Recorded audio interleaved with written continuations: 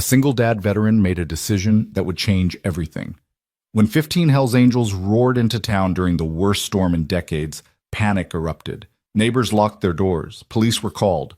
But Jack Hale, a decorated Marine with nothing but a failing garage and a 10-year-old daughter, did the unthinkable. He opened his door and invited them in. What happened next morning didn't just shock the town. It revealed a truth about courage, honor, and the men society had abandoned. Stay until the end and comment your city below so I can see how far this story travels. The sky over Millbrook, Pennsylvania had turned the color of a fresh bruise, purple, black, and swollen with rain that hadn't fallen yet but threatened everything beneath it. It was the kind of sky that made farmers check their livestock twice and mothers pull their children indoors early. The kind of sky that came with warnings scrolling across television screens and emergency alerts buzzing through cell phones with an urgency that made your stomach tighten. Jack Hale stood in the open bay door of his auto repair shop, watching the storm clouds roll in like an invading army.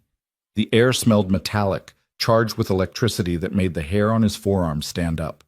Thunder rumbled in the distance, not the friendly summer kind that announced afternoon rain, but the deep, threatening kind that spoke of violence and destruction. The kind of thunder that reminded him of artillery fire in places most Americans couldn't find on a map. "Dad, the weather lady says it's going to be really bad," Ella called from inside the shop. His 10-year-old daughter sat cross-legged on the worn couch in his office, her homework spread across the coffee table, though her eyes were fixed on the small television mounted in the corner. She said there's going to be winds up to 70 miles per hour and maybe tornadoes.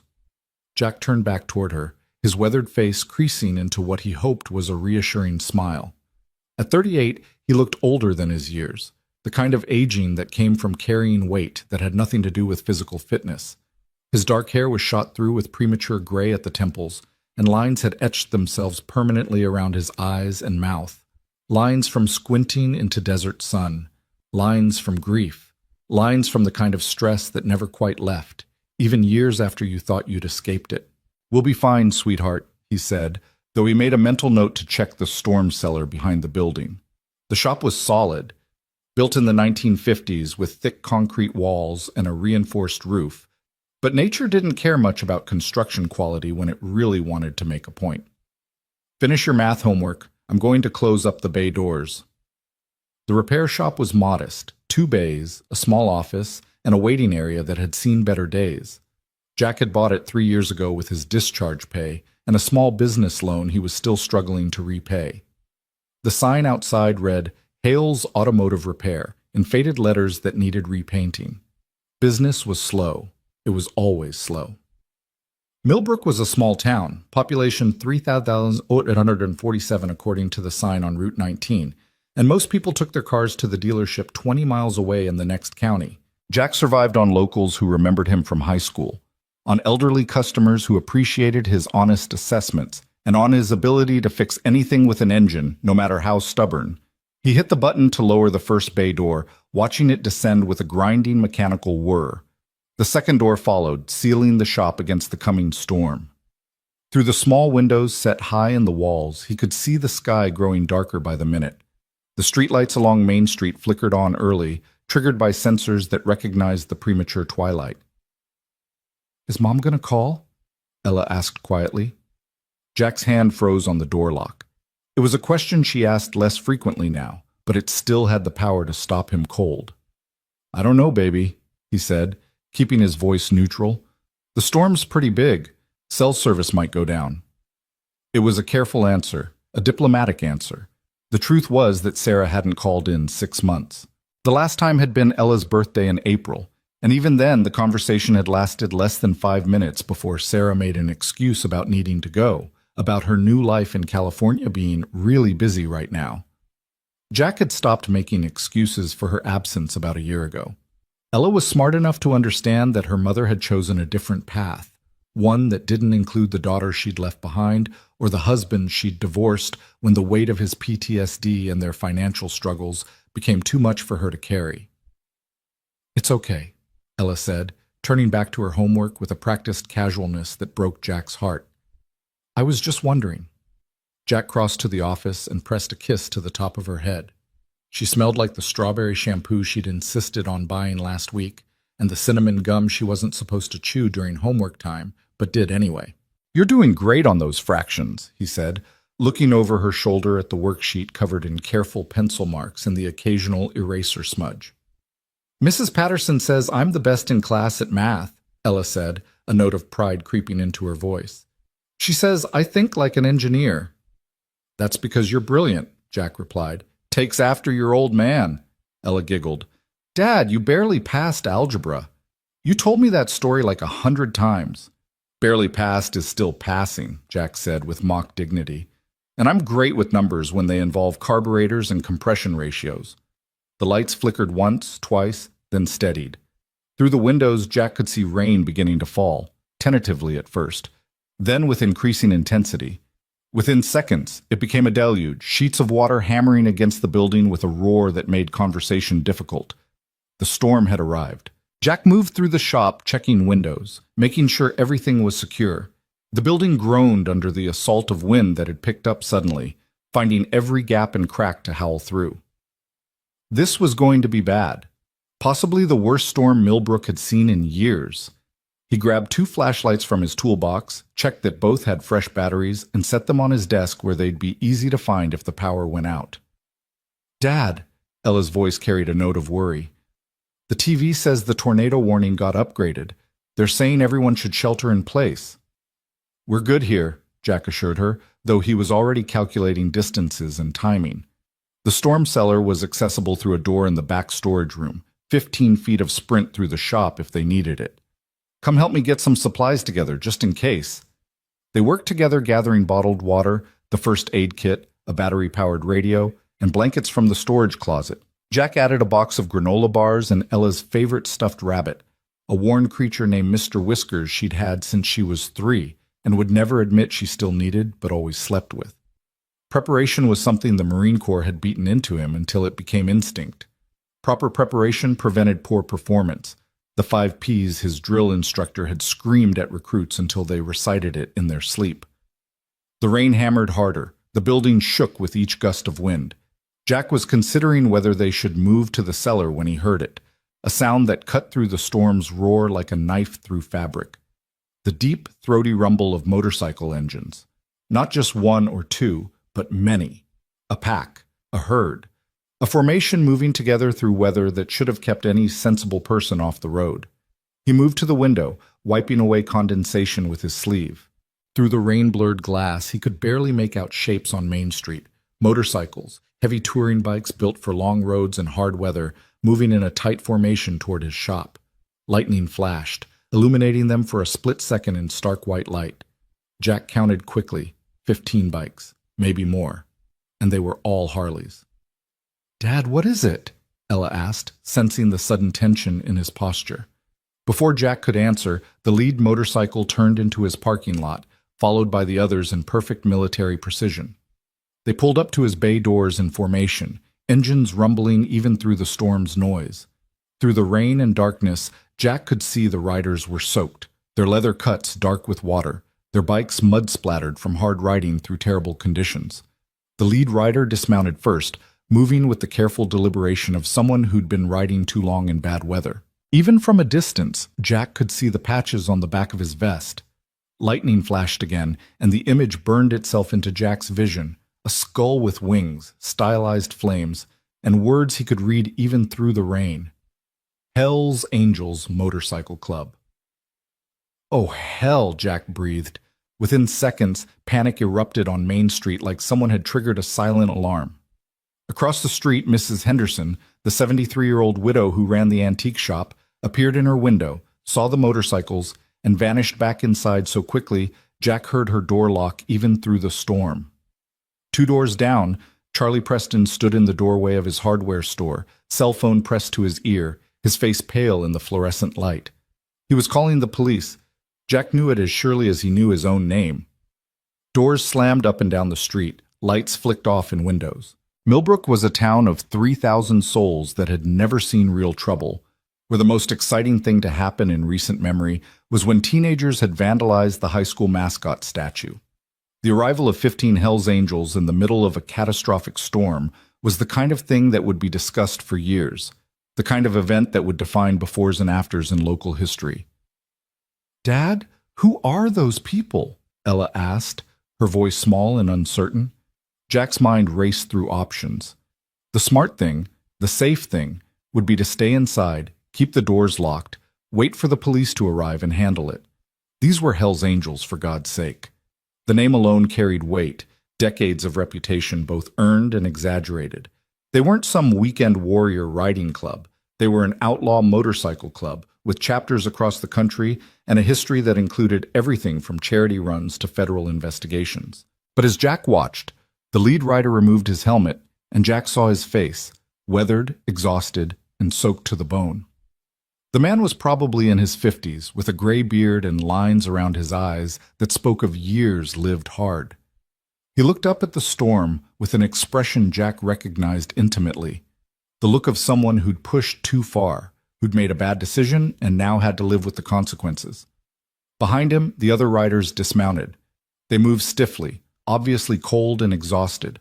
One younger rider was shaking, whether from cold or fear, Jack couldn't tell. An older biker near the back sat hunched on his bike, and even from a distance Jack could see him coughing. Thunder crashed directly overhead, close enough that the building shook, and Ella yelped in surprise. The storm was directly on top of them now, and the weather service had been right. This was the kind of system that spawned tornadoes, that tore roofs off buildings and turned trees into projectiles. Jack looked at his daughter, safe in his office with her homework and her stuffed rabbit. Then he looked back at the 15 men standing in his parking lot in the worst storm Pennsylvania had seen in a decade. His dog tag hung around his neck. He never took it off, not even to sleep. It was a simple piece of metal stamped with his name, rank, and serial number. But years ago, in a workshop on leadership during his second tour in Afghanistan, an old sergeant major had given every Marine in attendance a second tag, this one custom-made with 4 words: honor before fear. Jack had carried it through his remaining tours. He'd carried it through firefights and IED attacks, and long nights standing watch while his brothers slept. He'd carried it through his medical discharge, through his divorce, through every hard day since coming home. Those 4 words had become his compass when nothing else made sense. Honor before fear. "Ella, stay here," Jack said quietly. "Dad, are you sure? Stay here, baby. Lock this door behind me. Don't open it for anyone but me." He grabbed a rain jacket from the hook by the door, though he knew it wouldn't do much good. "I'll be right back." "Dad, everyone's scared of them," Ella said, her voice trembling. "Charlie Preston is calling the cops." "I know." Jack pulled on the jacket. "But they're people, Ella, and people shouldn't have to face a storm like this alone." He unlocked the office door and stepped into the main shop. Behind him, he heard Ella lock the door as instructed, though he could feel her watching through the office window. He crossed to the bay door, his heart pounding hard enough that he could feel it in his throat. His hands shook slightly as he reached for the button, not from fear exactly, but from the weight of the decision he was making. Every rational part of his brain screamed at him to stop. These were Hell's Angels, outlaw bikers, men who lived by their own rules and had a reputation that preceded them like a shadow. This was stupid.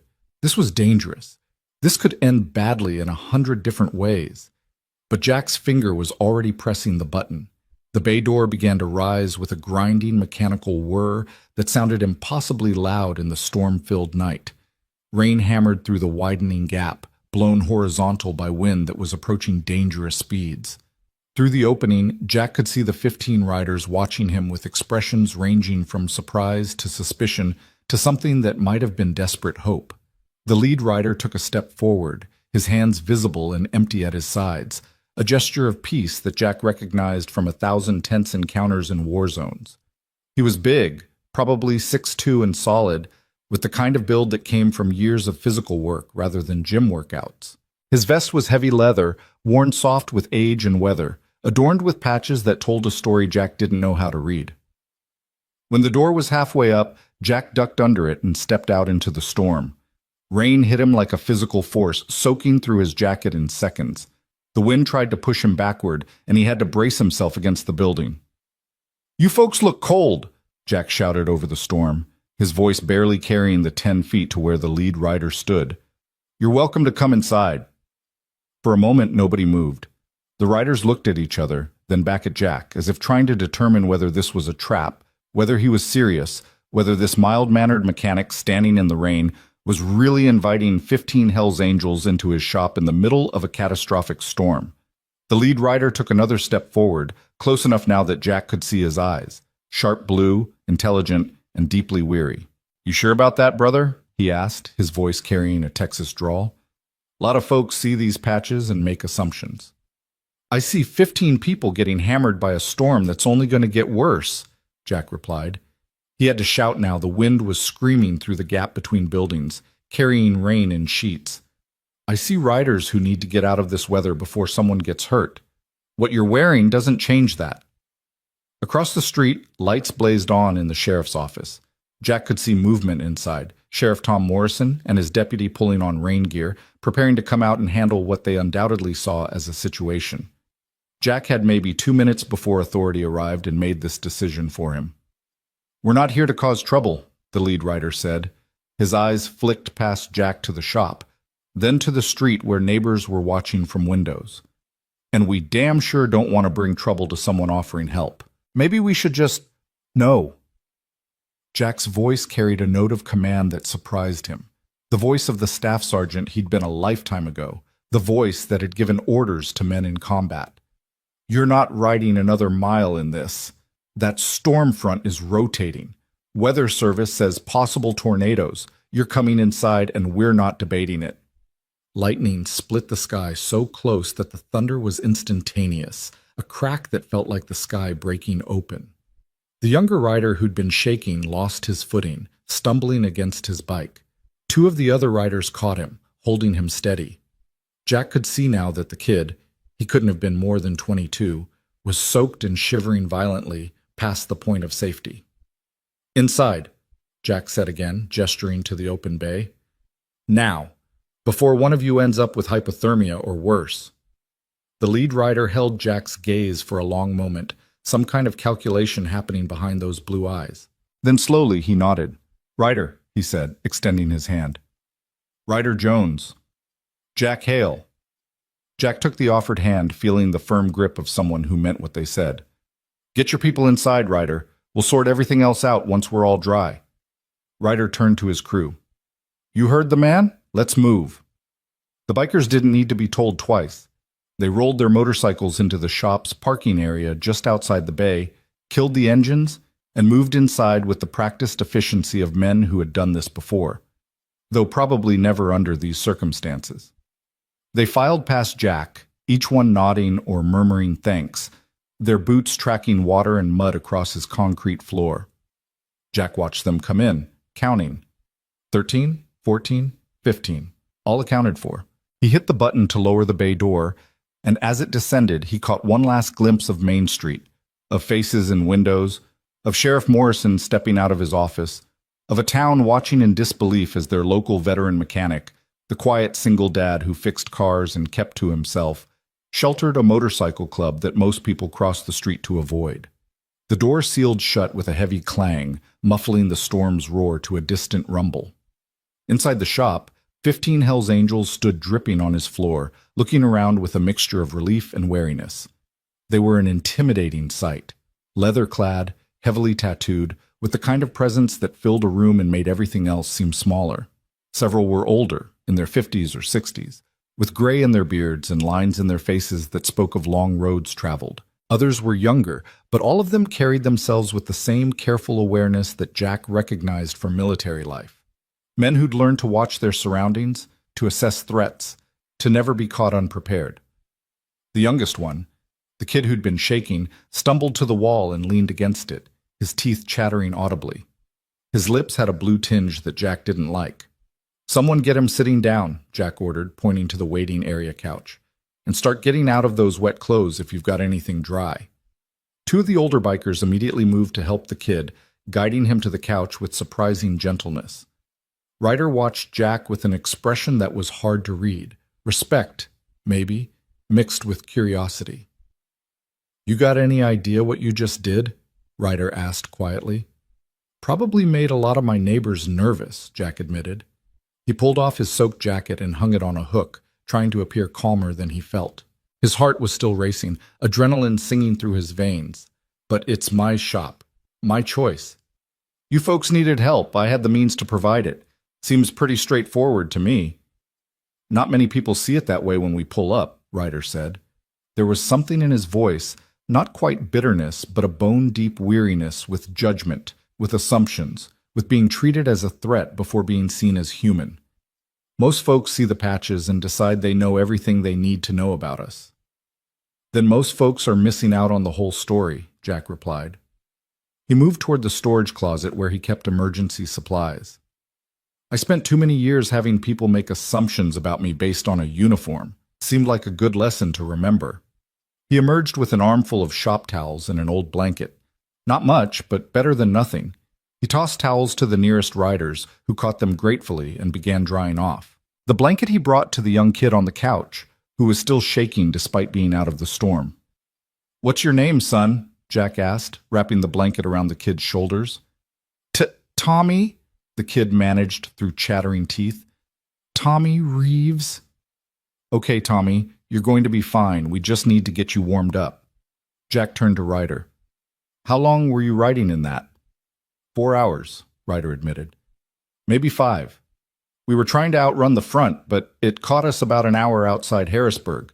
Been fighting it since then, looking for some place to hole up. Every motel we passed was either full or didn't want to rent to you, Jack finished. Yeah. Ryder's jaw tightened. That about covers it. Jack felt anger kindle in his chest, not at the bikers, but at a world that would leave 15 people to face a dangerous storm because of the patches on their backs. Well, you're here now, he said. Let me see what else I can dig up. He headed toward his office, where Ella would be waiting, probably scared and confused and needing reassurance that her dad hadn't lost his mind. As he approached the door, he could see her face pressed against the office window, her eyes wide as she watched the Hells Angels filling the shop. Jack knocked softly. It's me, baby. Open up. The lock clicked, and Ella pulled the door open. She looked up at him with an expression that was equal parts frightened and curious. Dad, are those really Hells Angels? They're people who needed help, Ella. That's what matters. Jack crouched down to her level, putting his hands on her shoulders. I need you to be brave right now, okay? These men aren't going to hurt us. They just need somewhere safe to wait out the storm. But everyone's scared of them, Ella whispered, her eyes darting past him to where the bikers were toweling off and settling in. Mrs. Henderson ran away and Charlie was calling the police and... I know, Jack said gently, but being scared of someone doesn't mean they're actually dangerous. Sometimes people are scared because they don't understand, or because they've heard stories, or because someone looks different than what they're used to. But you know what I've learned? What? The bravest thing you can do is look past what scares you and see the person underneath. He tucked a strand of her hair behind her ear. These guys have been riding through a terrible storm for hours. One of them is probably hypothermic. They need help, and we have the means to give it. That's what honor looks like, doing the right thing even when it's hard. Ella chewed her bottom lip, a habit she'd inherited from Jack. Are you sure they're safe? Nothing in life is 100% sure, Jack admitted. But yeah, baby, I think we're going to be fine. And I think maybe we're going to teach this town something about judging people by their covers. A sound from the shop made them both turn. Someone was knocking on the front door. Through the glass, Jack could see Sheriff Morrison and his deputy standing in the rain, their faces grim and determined. Behind them, Jack could make out other townspeople gathering despite the weather. Charlie Preston, with his cell phone still out, probably recording everything. Mrs. Henderson's son James, who'd played football with Jack in high school, and at least a dozen others, drawn by news spreading faster than the storm itself. Stay here, Jack told Ella. This might get complicated. He crossed the shop, very aware of 15 pairs of eyes watching him, very aware that what happened in the next few minutes would set the tone for everything that followed. Ryder had moved to stand near his crew, his posture protective but not threatening, a man ready to defend his people but hoping it wouldn't come to that. Jack unlocked the front door and opened it just enough to lean out. Rain immediately soaked the side of his face. Evening, Tom. Sheriff Tom Morrison was 63 years old, 3 months from retirement, and had never dealt with anything more serious than drunk drivers and the occasional domestic dispute. He looked at Jack with a mixture of concern and frustration. "Jack, what in God's name are you doing?" "Providing shelter during a storm," Jack said evenly. "That a problem?" "You let 15 Hells Angels into your shop," Tom said, stating the obvious. "Do you have any idea "I let 15 people out of dangerous weather," Jack interrupted. "What they're wearing doesn't change the fact that there's a tornado warning in effect, and those folks were about to catch hypothermia." Deputy Rick Sanders, who was 31 and had served 2 tours in Iraq, leaned closer to peer past Jack into the shop. "Mr. Hale, we appreciate your service and everything, but this is a motorcycle club. These guys are standing right here and can hear every word you're saying," Ryder called from inside. He moved forward, his hands visible and non-threatening, until he stood beside Jack. "Sheriff, I'm Ryder Jones. This is my crew. We're not here to cause trouble. We got caught in the storm, and Mr. Hale here was kind enough to offer us shelter. We'll be on our way as soon as it's safe to ride." Tom looked from Ryder to Jack and back again, clearly out of his depth. "You understand how this looks? We got calls from half the town. People are scared." "Of what?" Jack asked, his voice hardening. "Of people they don't know? Of patches on a jacket? Or are they scared because it's easier to judge someone than to see them as human?" "Jack, no, Tom. You've known me since I was 8 years old. You know I'm not stupid, and you know I'm not reckless.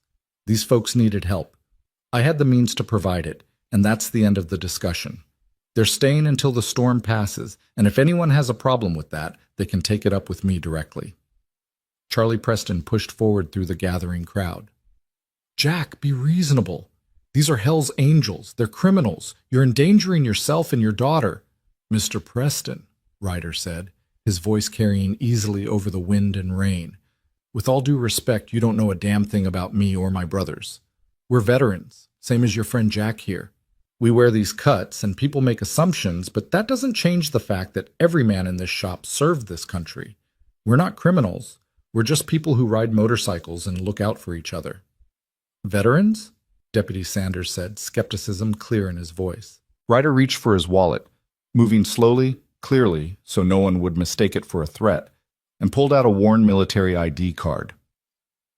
"Sergeant Ryder Jones, United States Marine Corps, 1988 to 2012. 24 years of service, 2 tours in Desert Storm, 3 in Iraq, 2 in Afghanistan. Most of my guys in there have similar stories. We're not the enemy, officer. We're just tired." The deputy took the ID, examined it, and passed it to Sheriff Morrison. Tom studied it for a long moment, then looked up at Ryder with a new expression. Not quite respect, but at least recognition of shared experience. "You're a Marine?" "Was a Marine," Ryder corrected. "These days I'm just a rider trying to stay dry." "Once a Marine, always a Marine," Jack said quietly. "Isn't that what they say?" Tom handed the ID back to Ryder and sighed, the sound of a man who'd just had his evening get infinitely more complicated. "Jack, you're sure about this?" "Completely," Jack replied without hesitation. "And you," Tom said, pointing at Ryder, "you and your crew are going to behave? No trouble?" "No trouble, Sheriff," Ryder promised. "You have my word." Tom looked at the crowd gathering behind him, at scared faces and suspicious eyes, at a town that had already made up its mind about who these strangers were. "All right," he said finally. "They can stay until the storm passes, but Jack, if anything, and I mean anything, goes wrong, you call me immediately. Understood?" "Understood," Jack agreed. The sheriff and his deputy retreated to their vehicle, but the crowd didn't disperse. If anything, more people arrived, drawn by curiosity and concern and the kind of instinct that makes humans gather to watch when something unusual happens. Jack could see phones out recording, taking pictures. This would be all over social media within minutes if it wasn't already. "Ignore them," Ryder said quietly as Jack closed and locked the door. "They'll get bored eventually." "Maybe," Jack replied, though he doubted it. Small towns had long memories and loved stories. This one would be repeated for years. The night Jack Hale let the Hells Angels into his shop during the worst storm in decades. He turned back to the bikers gathered in his space. They were watching him with expressions that ranged from gratitude to wariness, to something that might have been shame. Men who'd learned not to expect kindness, who'd been turned away so often that acceptance felt like a trap. "All right," Jack said, clapping his hands together. "Let's get practical. I've got more towels in storage and I can make coffee. It's not much, but it's hot and it's wet. Anyone hurt? Anything that needs immediate attention?" The bikers looked at each other, then at Ryder, who seemed to be their spokesman. "Tommy needs warming up," Ryder said, gesturing to the young man wrapped in Jack's blanket. "And Brick's been coughing for the last hour. Probably just a cold, but let me see." Jack crossed to the older biker Ryder had indicated, a massive man in his 60s, with a gray beard that reached his chest and hands the size of dinner plates. "I'm Jack. That cough sounds rough." "It's nothing," Brick rumbled, his voice like gravel in a cement mixer. Then he started coughing again, a wet rattling sound that Jack didn't like at all. "How long you been sick?" "Few days, maybe a week." Brick shrugged like it was inconsequential. "Had worse." Jack put a hand on the man's forehead and found it burning hot. "You're running a fever. You need to get out of those wet clothes and get warm.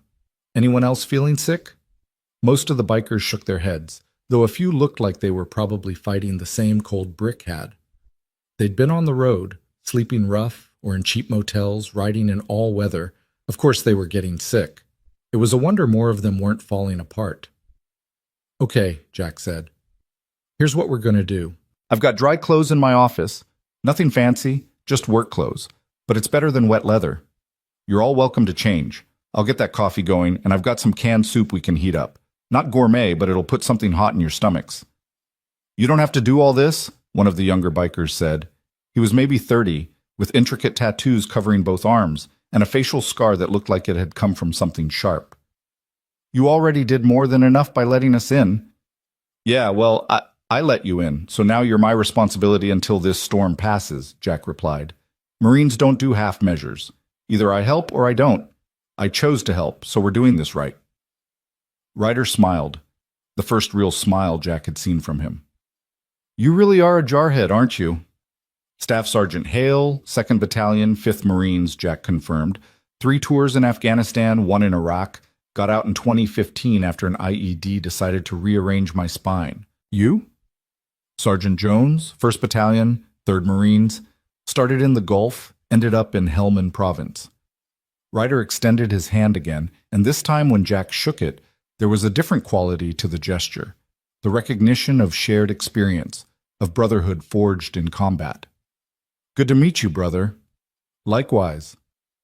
The tension in the room shifted perceptibly. The bikers, who'd been standing in defensive clusters, began to relax slightly. It was still awkward, 15 strangers in a space meant for 2 or 3, but the air of potential violence had dissipated. They were just people now, tired and wet and grateful for shelter. Jack grabbed his keys and headed for the storage room where he kept his personal effects. Behind him, he heard the soft sound of Ella's office door opening, and when he turned, his daughter was standing there with her arms full of something. "Dad?" she said hesitantly. "I thought maybe they'd be cold." She was holding an armful of blankets, every spare one Jack owned, plus the comforter from her own bed. She looked terrified and brave simultaneously. A 10-year-old girl offering comfort to men who looked like they'd stepped out of a nightmare, but who were, in the end, just human. The shop went completely silent.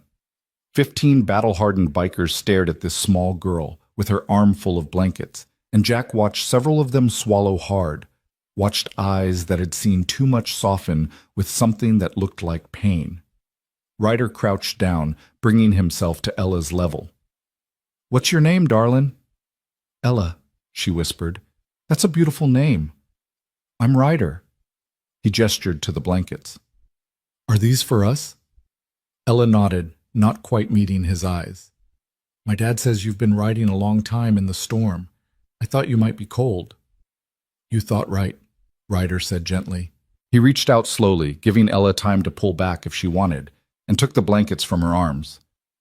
"This is one of the kindest things anyone's done for us in a long time. Thank you, Miss Ella." "You're welcome," Ella said, then looked up at her father for confirmation that she'd done the right thing. Jack felt his throat tighten with an emotion he couldn't quite name. Pride, certainly. Love, absolutely. But also a deep gratitude that his daughter, despite everything she'd been through, despite a mother who'd left and a father who struggled in a life that was harder than any child should be, still had the capacity for compassion. "That was perfect, baby," he said softly. Ryder stood and turned to his crew, holding the blankets. "Hear that, boys? Little Miss Ella here thinks we might be cold. Anyone need a blanket?"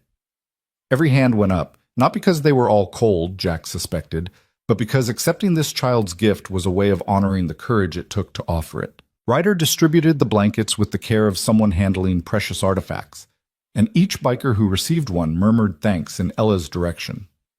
The youngest one, Tommy, who was still shivering despite the shop being warmer than outside, received Ella's own comforter, the one with the stars and moons pattern she'd picked out herself. He wrapped it around his shoulders, and Jack watched a tear slide down the kid's face. "Hey, Tommy," Ella said, moving closer despite her obvious nervousness. "Are you okay?"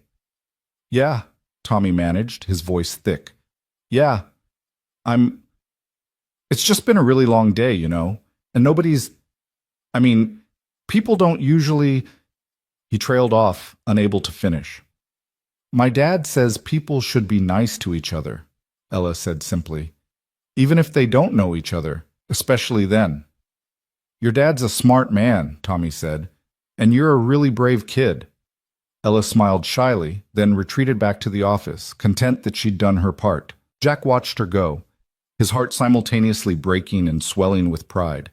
10 years old and already wiser than most adults. He turned back to the task at hand, getting 15 cold, wet men comfortable and fed. It took the better part of an hour. He broke out his personal stash of clean work clothes, coveralls, spare jeans, t-shirts with auto parts logos, anything remotely dry. The bikers changed in shifts, using the bathroom and the storage room for privacy, emerging looking less like intimidating outlaws and more like regular guys who'd had a rough night. Jack fired up the small coffee maker in his office, brewing pot after pot of cheap, strong coffee that the bikers accepted like it was liquid gold. He heated canned soup on the hot plate he usually used for his own lunches. Chicken noodle, tomato, vegetable, whatever he had in the cupboard. It wasn't much, but the bikers ate like they were at a 5-star restaurant, grateful for anything hot. As they ate and warmed up, the tension continued to ebb. The bikers began talking among themselves in low voices, the kind of easy conversation that comes from people who've known each other a long time. Jack caught fragments. Discussions about the storm, about routes and roads, about bikes that needed attention and parts that needed replacing. Normal conversation. Human conversation. Brick's cough persisted, so Jack dug out the first aid kit and found some cold medicine that was probably past its expiration date, but better than nothing. He made the big man take it with water and an extra blanket, then positioned him near the space heater Jack had set up in the corner. Outside, the storm raged on. Rain continued to hammer the building, and the wind had reached a steady howl that occasionally escalated to a scream when a particularly strong gust hit. The lights flickered periodically, and Jack kept the flashlights close, expecting power to fail at any moment. Ella had returned to her homework, but Jack could see her watching the bikers with fascination. They, in turn, seemed acutely aware of her presence, careful to moderate their language and behavior. Jack appreciated it. These men were making an effort to be appropriate guests, despite circumstances that couldn't have been stranger. Ryder settled onto the floor near Jack's desk, a cup of coffee in his hands, and a tired contentment on his face. "You really didn't have to do all this," he said quietly. "The shelter would have been enough." "My dad was a Marine," Jack replied, dropping down to sit beside him. "He used to say that honor wasn't about doing the minimum required. It was about doing the maximum possible. I guess that stuck." "Good lesson." Ryder sipped his coffee. "Your old man still around?" "Died when I was 15, heart attack." Jack stared at his own coffee, remembering. "Never got to tell him I joined up. Always wondered if he'd have been proud." "He would have been," Ryder said with certainty. "You turned out good, Jack Hale. Better than good.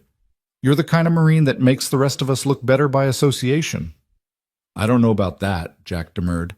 "I'm just a guy trying to do right. That's exactly what I'm talking about." They sat in comfortable silence for a moment, the kind that happens between people who understand each other without needing constant conversation. Around them, the other bikers were settling in, some dozing despite the storm, others talking quietly, a few staring at their phones trying to get a signal that would let them call family and report they were safe. "Can I ask you something?" Jack said after a while. "Shoot." "Why the hell's Angels? I mean, you're a Marine. 24 years of service. You could have done anything after you got out. Why this?" Ryder was quiet for a long time, long enough that Jack thought maybe he wasn't going to answer. Then he said, "What do you know about coming home, Jack?" "Enough," Jack replied quietly.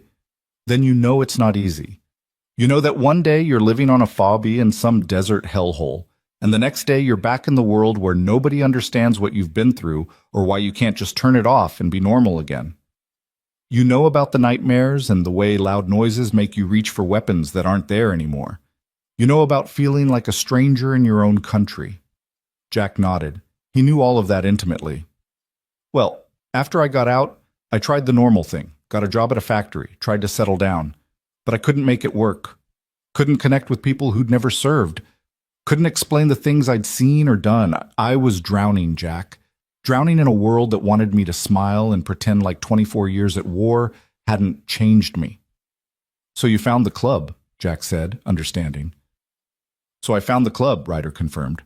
"And suddenly I was with people who got it, people who'd been there, who'd seen things, who understood that coming home doesn't mean the war's over. We ride together, we look out for each other, and nobody judges us for being broken in ways civilians can't understand." "You're not broken," Jack said.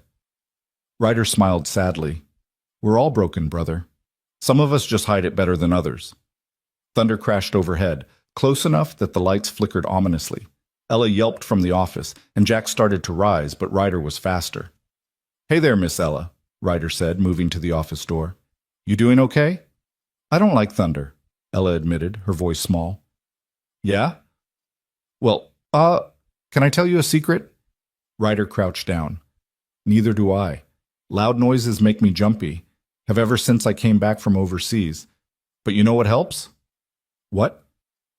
"Remembering that it's just noise. It can't hurt you. It's just the sky being dramatic." He glanced at Jack for permission, then said, "You want to sit with us for a bit? Your dad and I are just talking. You're welcome to join us if you want." Ella looked at Jack, who nodded encouragement. She emerged from the office, clutching Mr. Whiskers, her stuffed rabbit, and settled between Jack and Ryder like she'd known them both her whole life.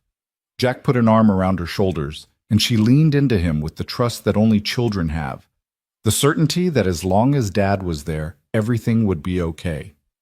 "Mr. Ryder was in the Marines too," Jack told her. "He served even longer than I did." "Did you know my dad over there?" Ella asked. "No, darlin'. We were in different units, different times, but we're still brothers in a way. Marines always are." "Dad says the Marines taught him to be brave," Ella said. "Is that right?" Ryder looked at Jack with amusement. "What else did Dad say?" "That being brave doesn't mean you're not scared. It means you do the right thing even when you are scared." "Your dad's a smart man," Ryder said, "and he's right. Bravery isn't about not being afraid. It's about being afraid and doing what needs doing anyway." Another gust of wind hit the building so hard that something outside crashed, probably a trash can or a loose sign. Several of the bikers tensed, old instincts kicking in, hands reaching for weapons that weren't there. Jack recognized the response, the hypervigilance that never quite left, the way combat veterans were always just a little bit on alert, always ready for something to go wrong. "Easy," Ryder called out to his crew. "Just the storm." They relaxed gradually, but Jack noticed several of them looked embarrassed, like their reaction had given something away. He wanted to tell them it was okay, that he did the same thing, that his daughter had learned not to pop balloons around him because the sound made him drop to the floor in a panic that was as automatic as breathing. But he stayed quiet, letting them keep their dignity. "So," Jack said, changing the subject, "where were you all headed before the storm hit?" "Nowhere specific," Ryder replied. "We do an annual run, just ride for a few weeks, see the country, visit other chapters. We were heading east, figured we'd make it to the coast before turning back. Then the weather turned bad." "Annual run," Ella repeated. Like a vacation? Exactly like that, Ryder said, smiling at her. We work regular jobs most of the year. I'm a mechanic, just like your dad. Brick over there is a welder. Tommy's a college student, if you can believe it. But once a year, we all get together and ride. That sounds fun, Ella said wistfully. I've never been on a motorcycle. Never? Ryder looked genuinely shocked. Jack, you're failing this child's education. Everyone should ride at least once. She's 10, Jack said, and I sold my bike when she was born. Couldn't afford to keep it and pay for diapers. Fair point, Ryder conceded. But someday when she's older, you should take her out. There's nothing like the freedom of the open road. It's the closest thing to flying without leaving the ground. Maybe, Jack allowed, though he doubted it would ever happen. Motorcycles cost money, and money was something he never seemed to have enough of. The conversation drifted into easier topics: favorite roads, memorable rides, the differences between bike models. Jack found himself relaxing despite the circumstances, found himself enjoying the company of these men he'd known for less than 2 hours but who felt, in some strange way, familiar. They had that same dark humor he remembered from the Corps, the same way of dealing with hardship through jokes and stories, the same brotherhood that came from shared experience. Around 11 o'clock, Ella started nodding off against Jack's shoulder. He carried her to the office couch, tucked her in with her remaining blanket, and left Mr. Whiskers beside her where she could reach him. She barely stirred, exhausted by the emotional roller coaster of the evening and the late hour. When Jack returned to the main shop, he found several of the bikers had also fallen asleep, heads pillowed on backpacks, wrapped in Ella's blankets, looking vulnerable in a way that they probably never allowed themselves to look when awake. The ones still awake spoke in hushed voices, respectful of those sleeping. "Your kid's something special," Tommy said from his nest of blankets near the space heater. His color had improved, and he'd stopped shivering, though he still looked exhausted. When she brought out those blankets, man, I can't remember the last time someone did something nice for me without wanting something in return. That's how we raised her, Jack said. To see people as people, not as categories or stereotypes. You raised her right, another biker chimed in, this one named Carlos, who'd served in the Army Rangers and had more tattoos than bare skin visible. In this world, that kind of compassion is rare. Protect that in her. Don't let life make her hard. I'm trying, Jack said softly. God knows I'm trying.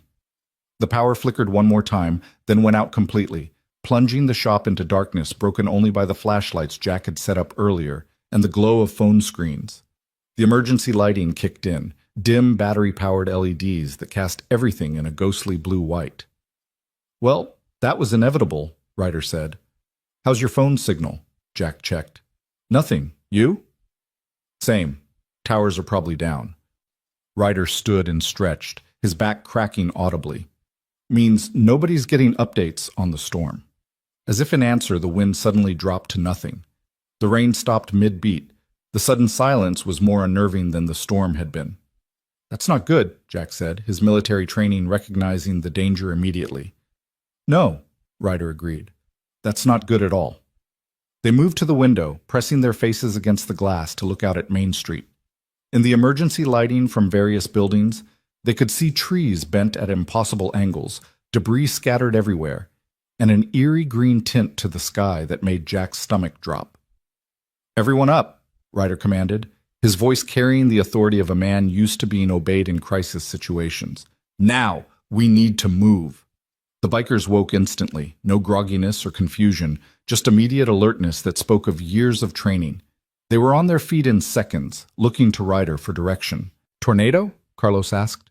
Probably, Jack confirmed. He ran to his office, scooped up Ella despite her sleepy protests, and grabbed the emergency supplies he'd prepared earlier. Storm cellar, back of the building. Let's go. They moved as a unit, 15 bikers, 1 veteran, and 1 confused, half-asleep child, through the shop toward the back storage room. Jack led the way, Ella in his arms, with Ryder right behind him, keeping the others organized. Tommy, help Brick move faster. Carlos, grab those supplies. Everyone stays together. Nobody gets left behind. Jack hit the storage room and threw open the cellar door, revealing concrete steps leading down into darkness. The cellar was small, meant for maybe 6 people at most, But it was solid, built in the 1950s when people took civil defense seriously, reinforced concrete and steel meant to withstand bombs.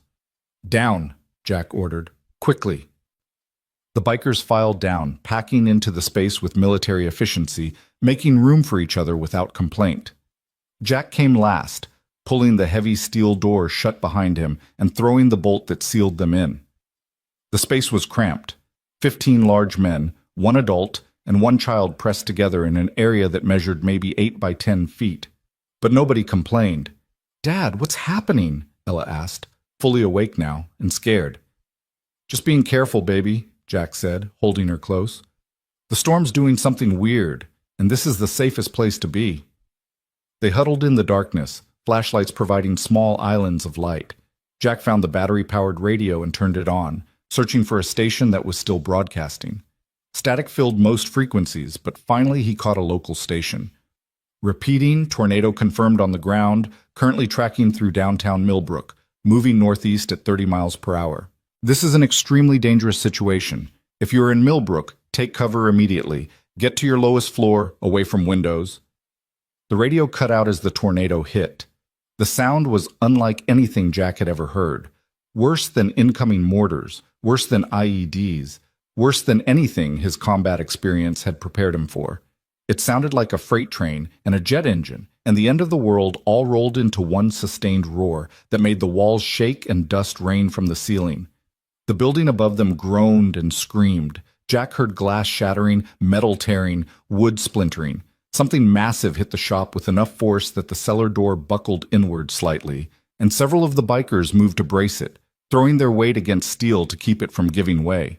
Ella buried her face in Jack's chest, her small hands fisting in his shirt. Around them, hardened combat veterans held their breath, held each other, held on to whatever they could reach. Ryder had grabbed Jack's shoulder with one hand and Tommy's arm with the other, creating a chain of human connection that spread through the group, everyone touching someone, nobody alone. The roar went on forever. 30 seconds that felt like 30 minutes. Jack counted in his head the way he'd learned in basic training, trying to estimate the tornado's size and speed and proximity. Ella was crying quietly, and he held her tighter, murmuring reassurances he wasn't sure were true. And then, as suddenly as it had started, the roar moved on. The sound diminished, traveling away from them toward the northeast, leaving destruction in its wake. Nobody moved. Nobody spoke. They sat in the darkness, listening to the creaks and groans of the building above them, listening for the sound of collapse, listening to their own breathing and the thunder of their hearts. "Everyone okay?" Ryder finally asked. A chorus of affirmatives came back, shaken but uninjured, scared but alive. "Jack?" "We're good," Jack replied, though his hands were shaking. "Ella, you okay, baby?" "Uh-huh," Ella managed, though she wouldn't let go of him. "That was really scary, Dad." "I know, but it's over now. We're safe." "Should we go up?" Tommy asked. "Not yet," Jack said. "Give it a few more minutes. Make sure it's really past." They waited in the cramped darkness, nobody complaining about the lack of space or air, just grateful to be alive. Jack found himself thinking about the shop above them, his livelihood, his investment, everything he'd built since leaving the military. If the tornado had destroyed it, but he pushed the thought away. Material things could be replaced. The life he held in his arms, the men pressed around him in this concrete box, these things mattered. These things were irreplaceable. After 10 minutes that felt like hours, Jack finally unbolted the cellar door and pushed it open. The resistance was significant. Something had fallen against it, but between him and Ryder, they managed to force it wide enough to squeeze through. The storage room was relatively intact, though water dripped from a new crack in the ceiling. Jack helped Ella through, then turned to assist the bikers as they emerged into the darkened building. When they made it to the main shop, everyone stopped and stared. The building had held. The walls stood, the roof was mostly intact, and the structure remained sound. But the bay doors were gone, ripped completely away and deposited God knew where. One of the windows had shattered, showering glass across the floor. Water poured in through gaps in the roof where shingles had been torn away. But they were alive. The shop was damaged, but standing, And as Jack looked at the 15 men who'd emerged from the cellar with him, at his daughter clinging to his hand, at the first light of dawn beginning to show through the missing bay doors, he felt something he hadn't felt in a long time. Hope. "Well," Ryder said, surveying the damage with the practical eye of someone who'd seen worse, "I guess we've got some cleanup to do." "You don't have to," Jack started. "Brother," Ryder interrupted, "you saved our lives tonight. Twice. Once when you let us in, and once when you got us to that cellar. We owe you." He turned to his crew. "What do you say, boys? Feel like returning a favor?"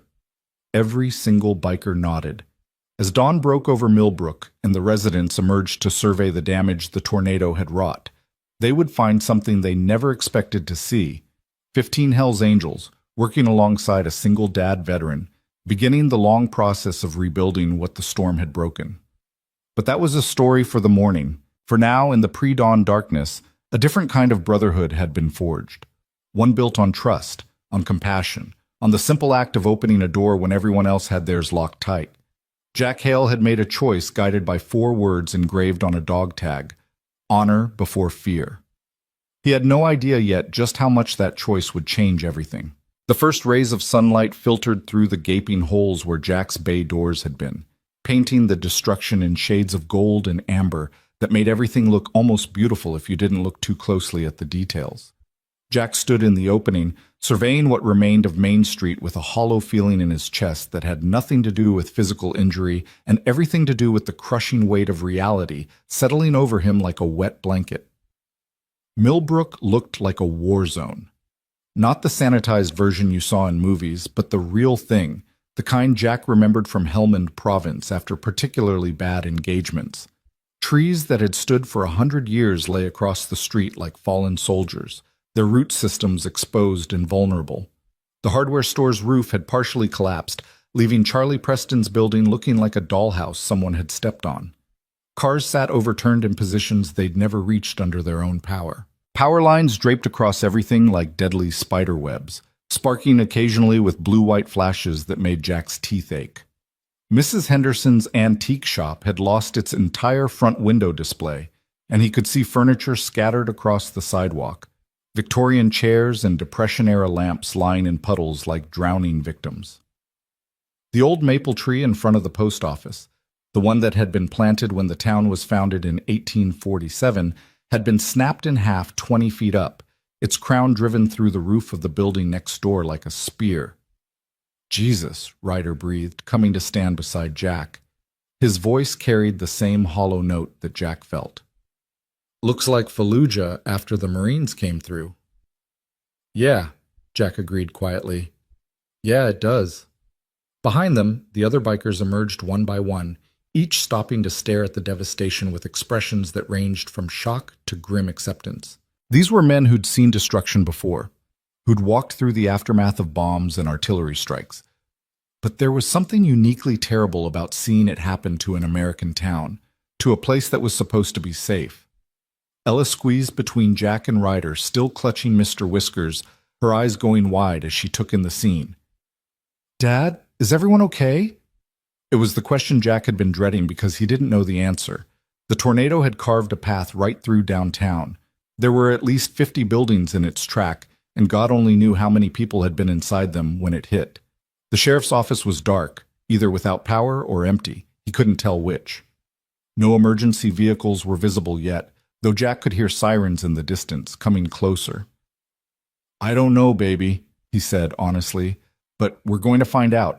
And then we're going to help whoever needs it." Movement across the street caught his attention. A door opened in one of the buildings that looked relatively intact, and a figure stumbled out.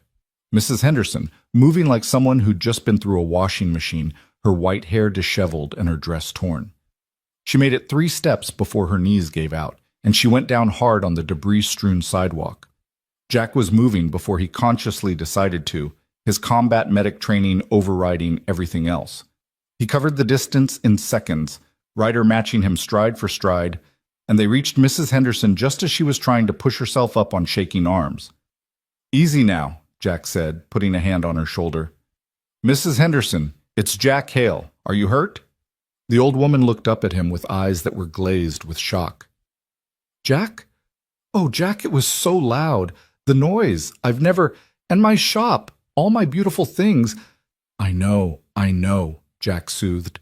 He ran through a quick assessment, checking for obvious injuries. No bleeding he could see, no obvious breaks. Can you tell me where you hurt? Everywhere, she whispered. But I don't think... nothing's broken. I hid in my bathroom, just like they said to do on the television. I heard everything breaking, heard the walls shaking, and I thought I was going to die, Jack. I thought that was the end. But you didn't die, Jack said firmly. You did exactly right. And you're alive, and that's what matters. Can you stand? With Jack and Ryder's help, Mrs. Henderson got to her feet, though she swayed dangerously. Ryder kept a steady hand on her elbow, his expression gentle in a way that transformed his weathered face. Ma'am, I'm Ryder, he said. Why don't we get you somewhere you can sit down properly?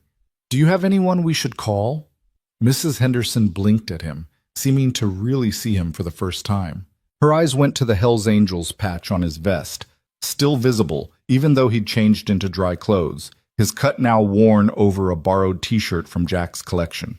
Jack watched her face cycle through confusion, recognition, and then something that looked like embarrassment. You're one of them, she said. One of the motorcycle men from last night. I called you criminals. I said Jack was a fool for letting you in his shop. Yes, ma'am, Ryder said evenly. You did say that. And here you are helping me, Mrs. Henderson's voice cracked. Here you are, and I was so hateful, and... Ma'am, Ryder interrupted gently. You were scared. People say things when they're scared. What matters is right now, and right now you need help. So let's worry about getting you safe and leave the apologies for later when everyone's had some sleep. More doors were opening now along Main Street.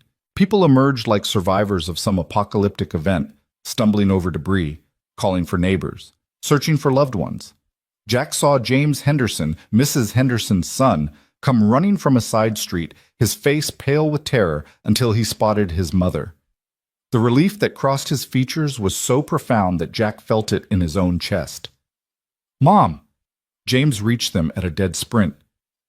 Mom, thank God, I've been trying to call. The lines are down, and I thought, I'm fine, Mrs. Henderson assured him, though she clung to her son with the desperate strength of someone who genuinely thought they might never see their family again. These men helped me. Jack and his friend. James looked at Jack with gratitude. Then his eyes landed on Ryder, and the recognition hit. Jack watched James's expression shift, surprise, confusion, and then a dawning understanding that looked almost painful. You're the bikers from last night, James said. That's right, Ryder confirmed. I was in the crowd, James admitted, his voice thick with shame. I was one of the people saying Jack was crazy for letting you in. I said you were dangerous. I said... He stopped, swallowed hard. I'm sorry. I was wrong. Like I told your mother, apologies can wait, Ryder said. Right now, let's make sure everyone's accounted for. You got somewhere safe you can take her? My house is outside the damage path, James said. Mom, come on, let me get you home. As James led his mother away, Jack heard her say something that made him pause. Those men aren't criminals, James. They're angels. Actual angels. Jack turned to find the rest of Ryder's crew had spread out along the street, already helping. Tommy, who'd been hypothermic just hours ago, was helping an elderly man climb over a fallen tree. Brick, who'd been running a fever, was using his massive strength to lift debris off a car that had been crushed by a telephone pole.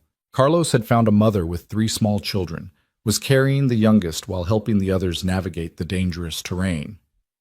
Boys, Ryder called out. Sound off, everyone okay? Good here, Tommy called back. All good, Brick rumbled. One by one, the bikers confirmed they were uninjured, and Jack felt something loosen in his chest. He'd been responsible for these men from the moment he'd opened his door, and knowing they were safe made the rest of the situation just slightly more bearable. Sheriff Morrison appeared at the end of the street, Deputy Sanders beside him, both men looking like they'd aged 10 years overnight. The sheriff's cruiser was dented and missing a door, but it was still mobile. Morrison's eyes swept the scene, landing on Jack and the bikers with an expression that was impossible to read. Jack, Morrison called, picking his way through the rubble. You and your people okay? We're fine, Tom, Jack replied. Building took some damage, but we sheltered in the cellar. Everyone made it through. Thank God for that. Morrison rubbed his face with both hands. We've got reports of damage all through downtown. No confirmed fatalities yet, but there are people trapped. Fire department's on the way from the county, but it's going to take them at least 30 minutes to get here with all the roads blocked. What do you need? Jack asked, already knowing the answer. Everything, Morrison said bluntly. We need search and rescue. We need debris cleared. We need someone with medical training to check on folks until the ambulances can get through. We need... He stopped, seeming to really see the Hells Angels for the first time since arriving. I need all the help I can get, and I'm not too proud to accept it from wherever it comes. Then you've got us, Ryder said, stepping forward. 15 able bodies, all with military training. Half of us have medical experience. We can help. Morrison looked at Ryder for a long moment, and Jack could see the calculation happening behind the sheriff's eyes. Accepting help from an outlaw motorcycle club wasn't the kind of decision that a small-town sheriff made lightly. It was the kind of thing that could make or break a reputation, the kind of choice that would be dissected and discussed for years. All right, Morrison said finally. Here's how this works. You operate under my authority. You do what I tell you, when I tell you, and you don't go off on your own. Anyone breaks those rules, everyone leaves. Understood? Crystal clear, Sheriff, Ryder said. We're here to help, not to complicate your life. Good. Morrison pulled out a notebook that had somehow survived the storm. Jack, you're with me coordinating. You know this town, you know the people. Ryder, split your crew into teams. I need search and rescue at the Presbyterian Church, roof collapse, possibly people inside. I need debris clearance on Oak Street so emergency vehicles can get through. And I need someone checking on the elderly residents who might not have made it out of their homes. Tommy, Brick, Carlos, your search and rescue, Ryder ordered without hesitation. Snake, Chains, Dusty, debris clearance. Everyone else with me doing welfare checks. Move out, and remember, we're representing the club here. We do this right. The bikers dispersed with military precision, each team heading toward their assigned area with purpose and focus. Jack watched them go, these men who'd been feared and rejected just 12 hours ago, now running toward danger to help people who'd treated them like criminals. I was wrong about them, Morrison said quietly, watching the same scene Jack was. Dead wrong. A lot of people were, Jack replied. Including me, said a voice behind them.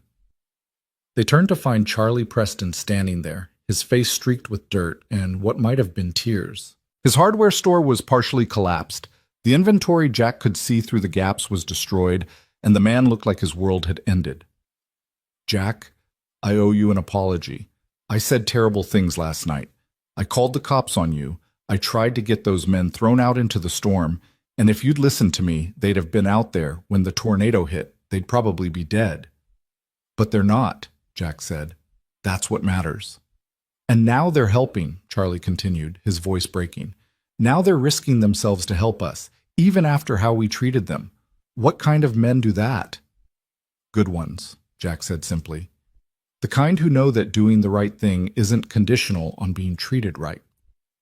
A crash from down the street made them all turn. The search and rescue team had reached the Presbyterian Church, and Jack could see the building was in bad shape. The distinctive white steeple that had been a landmark for generations had been twisted at an angle, and the roof had partially caved in on the eastern side. Sunday services would have been empty. It was Monday morning, but Pastor Williams lived in the rectory attached to the church, and his wife Sarah was there too, along with their teenage daughter Emma. Tom, we need to get over there, Jack said urgently. They ran, Morrison and Sanders and Jack, with Charlie following because he couldn't seem to do anything else. By the time they arrived, Tommy was already coordinating the rescue effort with the calm competence of someone who'd done this before in far worse circumstances. Building's unstable, Tommy reported. Roof could come down any second, but we've got voices, at least 2 people, maybe 3. They're trapped in what I think is the living quarters, eastern side, probably under debris. Can we get to them? Morrison asked. Yeah, but it's going to be tight, and we need to shore up that section of roof before we go in, or the whole thing comes down. Tommy's eyes scanned the wreckage, calculating angles and weights and risks. Brick, we need support beams. Anything that'll hold weight. Check the hardware store. On it, Brick called, already moving. Jack stepped forward. I'm going in with you. Jack, you don't have to... Morrison started. Yes, I do, Jack interrupted. I know the Williams family. Emma babysits Ella sometimes. If she's in there scared, she needs to hear a familiar voice. Tommy looked at Jack, assessing, then nodded. You ever do structural rescue? Afghanistan 2012, building collapse after a rocket attack. I've done it. Good enough for me. Ryder, we need someone else. Who's got small building experience? Carlos, Ryder said immediately. He was a construction engineer before he joined the club. Carlos. The tattooed biker jogged over, listened to a 30-second briefing, and nodded. Show me what we're working with. For the next 15 minutes, Jack watched Tommy and Carlos work with the kind of professional competence that made Morrison's earlier concerns about criminals look absurd. They were systematic, careful, and clearly knew exactly what they were doing. Brick returned with an armful of 2x4s from Charlie's destroyed inventory, and they constructed a temporary support system that would give them maybe 20 minutes before the roof gave way completely. That's all the time we've got, Tommy said. In and out, fast and clean. Jack, you're with me. Carlos, you're back up in case we need to hand victims out. Brick, you hold those supports no matter what. If that roof shifts, you yell and we all run. Clear? Everyone confirmed they understood. Jack pulled on a pair of work gloves someone handed him and followed Tommy into the collapsed structure. The interior was a nightmare of splintered wood, shattered glass, and crumbled plaster. Water dripped from broken pipes. Electrical wires hung loose and dangerous. Every surface was unstable. Every step a calculated risk. Hello? Jack called out. Pastor Williams? Sarah? Can you hear me? Here. The voice was faint but distinct. We're here. Please, our daughter's hurt. Tommy and Jack followed the voice, crawling over debris, squeezing through gaps, their flashlights cutting through the dust-thick air. They found them in what had been the rectory's living room, Pastor Williams covering his wife and daughter with his own body as the ceiling had come down. The pastor's back was bleeding from where something sharp had caught him, but he hadn't moved, hadn't left his family exposed.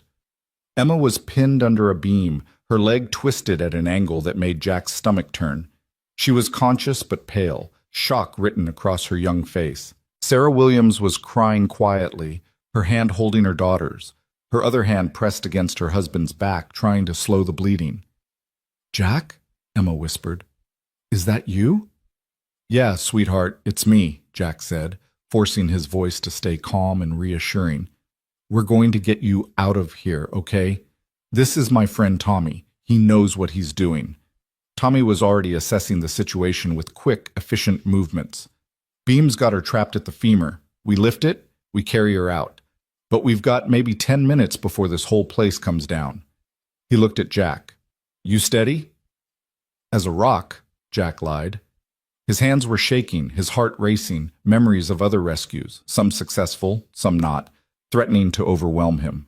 But Emma needed him steady, so steady as what he'd be. Okay. On 3, we lift. Pastor, soon as that beam's clear, you grab your daughter and move. Don't worry about being gentle. Just move. Sarah, you help him. Jack and I will be right behind you. Tommy positioned himself. 1, 2, 3. They lifted. The beam was heavier than Jack expected, easily 200 pounds of solid wood, and his back screamed in protest. The old injury from the IED flared hot and vicious, but he gritted his teeth and held. Tommy grunted with effort beside him, muscles straining, face going red. Pastor Williams didn't hesitate. He scooped Emma up despite her cry of pain and started moving. Sarah followed, and then Tommy and Jack were backing out, still holding the beam, moving as fast as they dared through the unstable structure. Roof shifting, Brick's voice boomed from outside. You got maybe 2 minutes. Go, go, go, Tommy shouted. They burst out of the building in a scramble of movement, Carlos catching Emma from her father's arms, everyone running clear. Jack and Tommy dropped the beam and ran the last 20 feet just as the temporary supports gave way and the roof collapsed inward with a sound like the world ending. Jack hit the ground hard, rolled, came up gasping. Tommy was beside him, and they were both covered in dust and dirt but alive. The Williams family was being attended to by Ryder and several other bikers. Emma was crying but conscious. Pastor Williams was standing despite his injuries, his arm around his wife, all three of them staring at the collapsed church with expressions of numb shock. "Thank you," Pastor Williams said, turning to Jack and Tommy. His voice was rough with emotion. "Thank you. You saved our lives." "Thank your builder," Tommy replied, breathing hard. "That rectory was solid. Gave us the time we needed." "No," the pastor said firmly. "Thank you, and thank God for sending you when we needed you most." He looked at Tommy's vest, at the Hells Angels patch clearly visible. "I've been a pastor for 30 years. I've preached a lot of sermons about not judging people by appearances. Today, God sent me a reminder that I needed to practice what I preach." Morrison's radio crackled to life. "Sheriff, this is Fire Chief Watson. We're 5 minutes out, but Oak Street is completely blocked. We can't get through." "Copy that," Morrison replied, then looked at where the debris clearance team was working. "Jack, think your boys can clear it faster?" "They're not my boys, they're riders," Jack corrected. "But yeah, I think they can." The next 3 hours were a blur of coordinated chaos.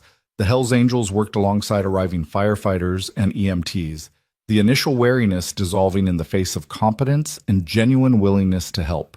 The debris clearance team managed to open Oak Street in under an hour, working with a combination of brute force, strategic demolition, and the kind of teamwork that came from years of riding together. Brick, despite his fever and cough, lifted things that should have required mechanical assistance. Snake, a wiry biker with prison tattoos and the gentlest hands Jack had ever seen, helped EMTs triage the injured. Chains, whose real name was Marcus and who'd been a combat engineer in the Army, assessed structural damage and marked dangerous buildings. And everywhere they worked, the bikers were met with the same response: initial fear or suspicion that transformed into gratitude and then into something that looked like shame. Millbrook's residents were being forced to confront their own prejudices in the most direct way possible, and for many of them, it was clearly uncomfortable. Jack coordinated from a makeshift command post Morrison set up in front of the sheriff's office. Ella stayed close, helping where she could, running messages, bringing water to workers, offering words of encouragement that were surprisingly effective coming from a 10-year-old girl. She'd adopted the bikers as her personal heroes, and they in turn treated her with a protective gentleness that made Jack's throat tight. Around noon, a news crew from Harrisburg arrived, having navigated the blocked roads to get the story. The reporter was a young woman named Jennifer Chase, who'd clearly expected to find devastation and chaos. What she found instead was a story that her cameraman immediately recognized as something special. "Who are these guys?" Jennifer asked Morrison, watching as the bikers worked. "They're not fire department, not local emergency services, but they're everywhere, doing everything."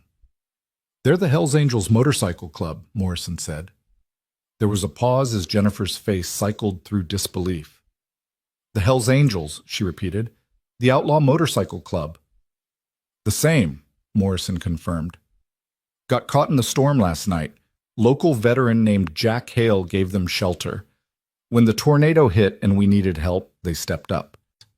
Jennifer's eyes went sharp with the instinct of someone who recognized a major story. "Can I interview them?" "That's up to them," Morrison said. "But you should know, these men are veterans. Every single one of them served. They're not the stereotypes you might be expecting." Jennifer approached Ryder, who was taking a water break and looking exhausted. Jack watched the interaction from a distance, saw Ryder's initial reluctance give way to what looked like resignation. If the club was going to be in the news anyway, better to control the narrative. The interview lasted about 10 minutes.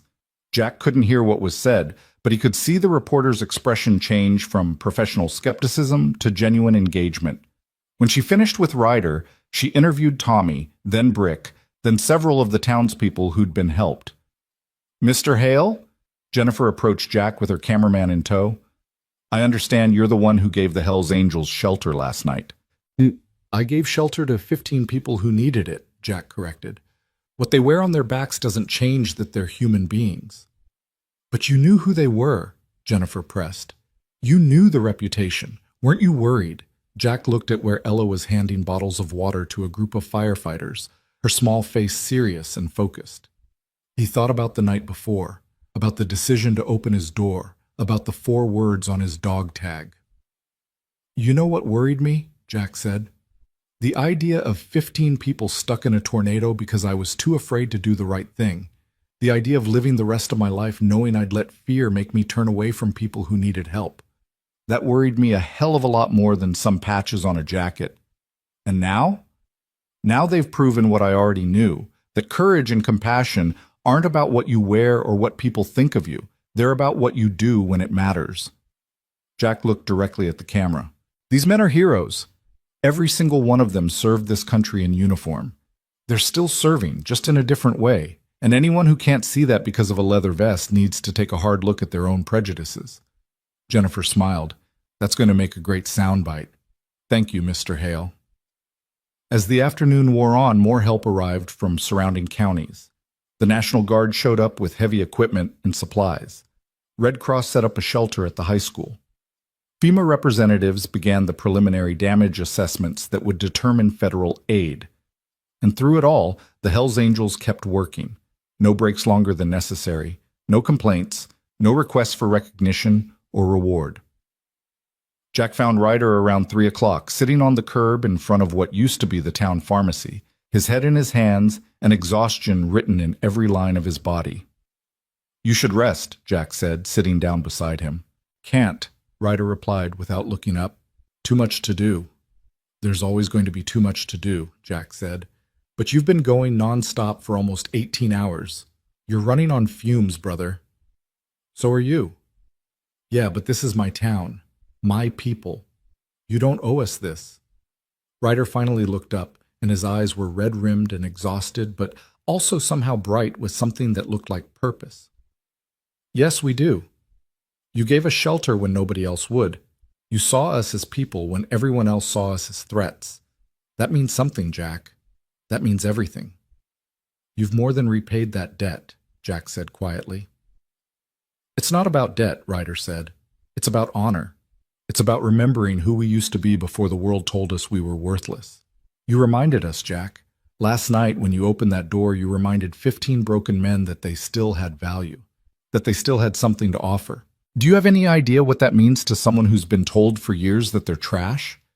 Jack didn't know what to say to that, so he just sat there in companionable silence, 2 veterans watching their respective families work to rebuild something that had been broken. "The media is going to make this a big story," Jack said eventually. "I know.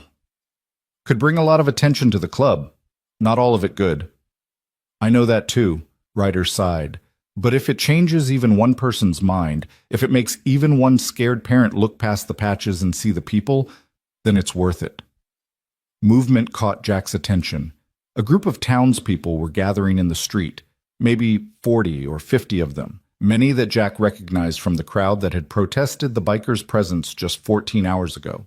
His stomach tightened. This could go bad quickly if the mood turned ugly. But then Charlie Preston stepped forward from the group, and Jack saw that the hardware store owner was carrying something, a handmade sign, rough but readable, painted on a piece of plywood salvaged from his destroyed store. Charlie held it up high enough for everyone to see. The words were simple but powerful. "Thank you, Hells Angels. We're sorry we judged you." One by one, other townspeople held up their own signs, hastily made but heartfelt. "You saved our town, veterans, brothers, heroes. We were wrong. Forgive us." The bikers stopped working, turning to look at this impromptu gathering. Jack saw Tommy's face crumple, saw the kid turn away quickly to hide tears, saw Brick, massive, intimidating Brick, remove his sunglasses and wipe his eyes with the back of his hand, saw Carlos stand there with his mouth open, clearly not believing what he was seeing.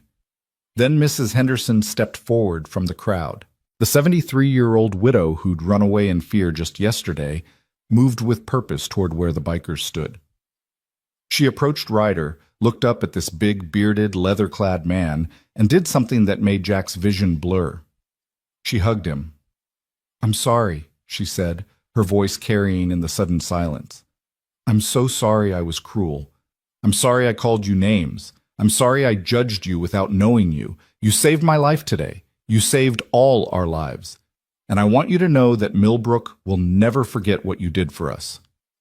Ryder stood frozen for a moment, clearly not knowing how to respond. Then his arms came up slowly, and he returned the hug, this huge biker embracing a tiny elderly woman with the gentleness of someone holding something precious and fragile. "It's okay," Ryder said, his voice rough. "It's okay, ma'am. We understand." But Mrs. Henderson wasn't done. She pulled back and turned to the crowd. "All of you," she called out, "come here. Show these men that we're better than our fear." And they came. Charlie Preston first, shaking hands with every biker he could reach, apologizing over and over. James Henderson next, his mother beside him. Then more. The pastor, despite his injuries. Sarah Williams with tears streaming down her face. Teenagers who'd watched from windows. Children who'd been scared. Elderly residents who'd locked their doors. The townspeople of Millbrook came forward one by one and in groups, offering handshakes and hugs and apologies and thanks. They came despite their earlier fear, despite their prejudices, despite everything they'd believed about what the Hells Angels represented. They came because actions had spoken louder than words, because courage had overcome fear, because 15 men had shown them what honor really looked like. Jack stood apart from the crowd, Ella beside him, and watched something remarkable happen. He watched walls come down, watched barriers dissolve, watched human connection bridge a gap that had seemed unbridgeable just hours before. "Dad?" Ella tugged on his hand. "Why is everyone crying?" "Because sometimes," Jack said, his own eyes burning, "when people realize they've been wrong about something important, it hurts. But it's a good hurt. It's the hurt of becoming better than you were." Deputy Sanders approached them, his young face serious. "Mr. Hale, there's something you should see." He led them to the makeshift command post where Sheriff Morrison was standing with a tablet in his hands. On the screen was a news website, and the headline made Jack's breath catch. "Hells Angels Save Pennsylvania Town After Tornado." Below it was Jennifer Chase's report, already posted and apparently going viral. The video showed everything: the bikers working, the rescues, Jack's interview. But the centerpiece was footage of Mrs. Henderson's apology and what had followed, the whole town coming together to thank the men they'd feared. "It's everywhere," Morrison said quietly. CNN picked it up, Fox News, MSNBC. It's trending on every social media platform. The whole country's watching Millbrook right now. "Is that good or bad?" Jack asked. "I'm not sure yet," Morrison admitted. "But I think it's important. I think people need to see this. Need to see that courage and compassion can come from unexpected places. That honor isn't about what you wear or what people think of you. It's about what you do when it matters most." Jack realized the sheriff was quoting him, using the words from his interview. He felt his face heat with embarrassment. "I didn't mean to become the spokesperson for—" "Too late," Morrison interrupted with a slight smile. "You made a choice last night that's going to be talked about for a long time. Might as well own it." As the sun began to set on Millbrook's longest day, Jack found himself standing once again in the bay door opening of his shop. The building had held through the tornado, though it would need significant repairs. His livelihood was damaged, but not destroyed. His town was battered, but not broken. And his choice to open a door during a storm had somehow managed to open hearts and minds in ways he never could have predicted. Ryder approached, his crew gathering behind him. "We should probably head out soon," he said, "before we overstay our welcome." "You could never do that," Jack replied. "Stay as long as you need. The shop's still standing. You're still welcome." "We appreciate it, brother. But we've got people worried about us, families who've been trying to reach us since the storm hit. Once the cell service comes back up, we need to let them know we're okay." Ryder glanced back at his crew. "Plus, I think we've done what we came to do. We helped. We made a difference. That's enough." "It's more than enough," Jack said. You changed this town today, changed the people in it. That's not a small thing." "We didn't change them," Ryder corrected. "You did. By opening your door, by showing them that fear doesn't have to win. We just helped them see what you'd already proven."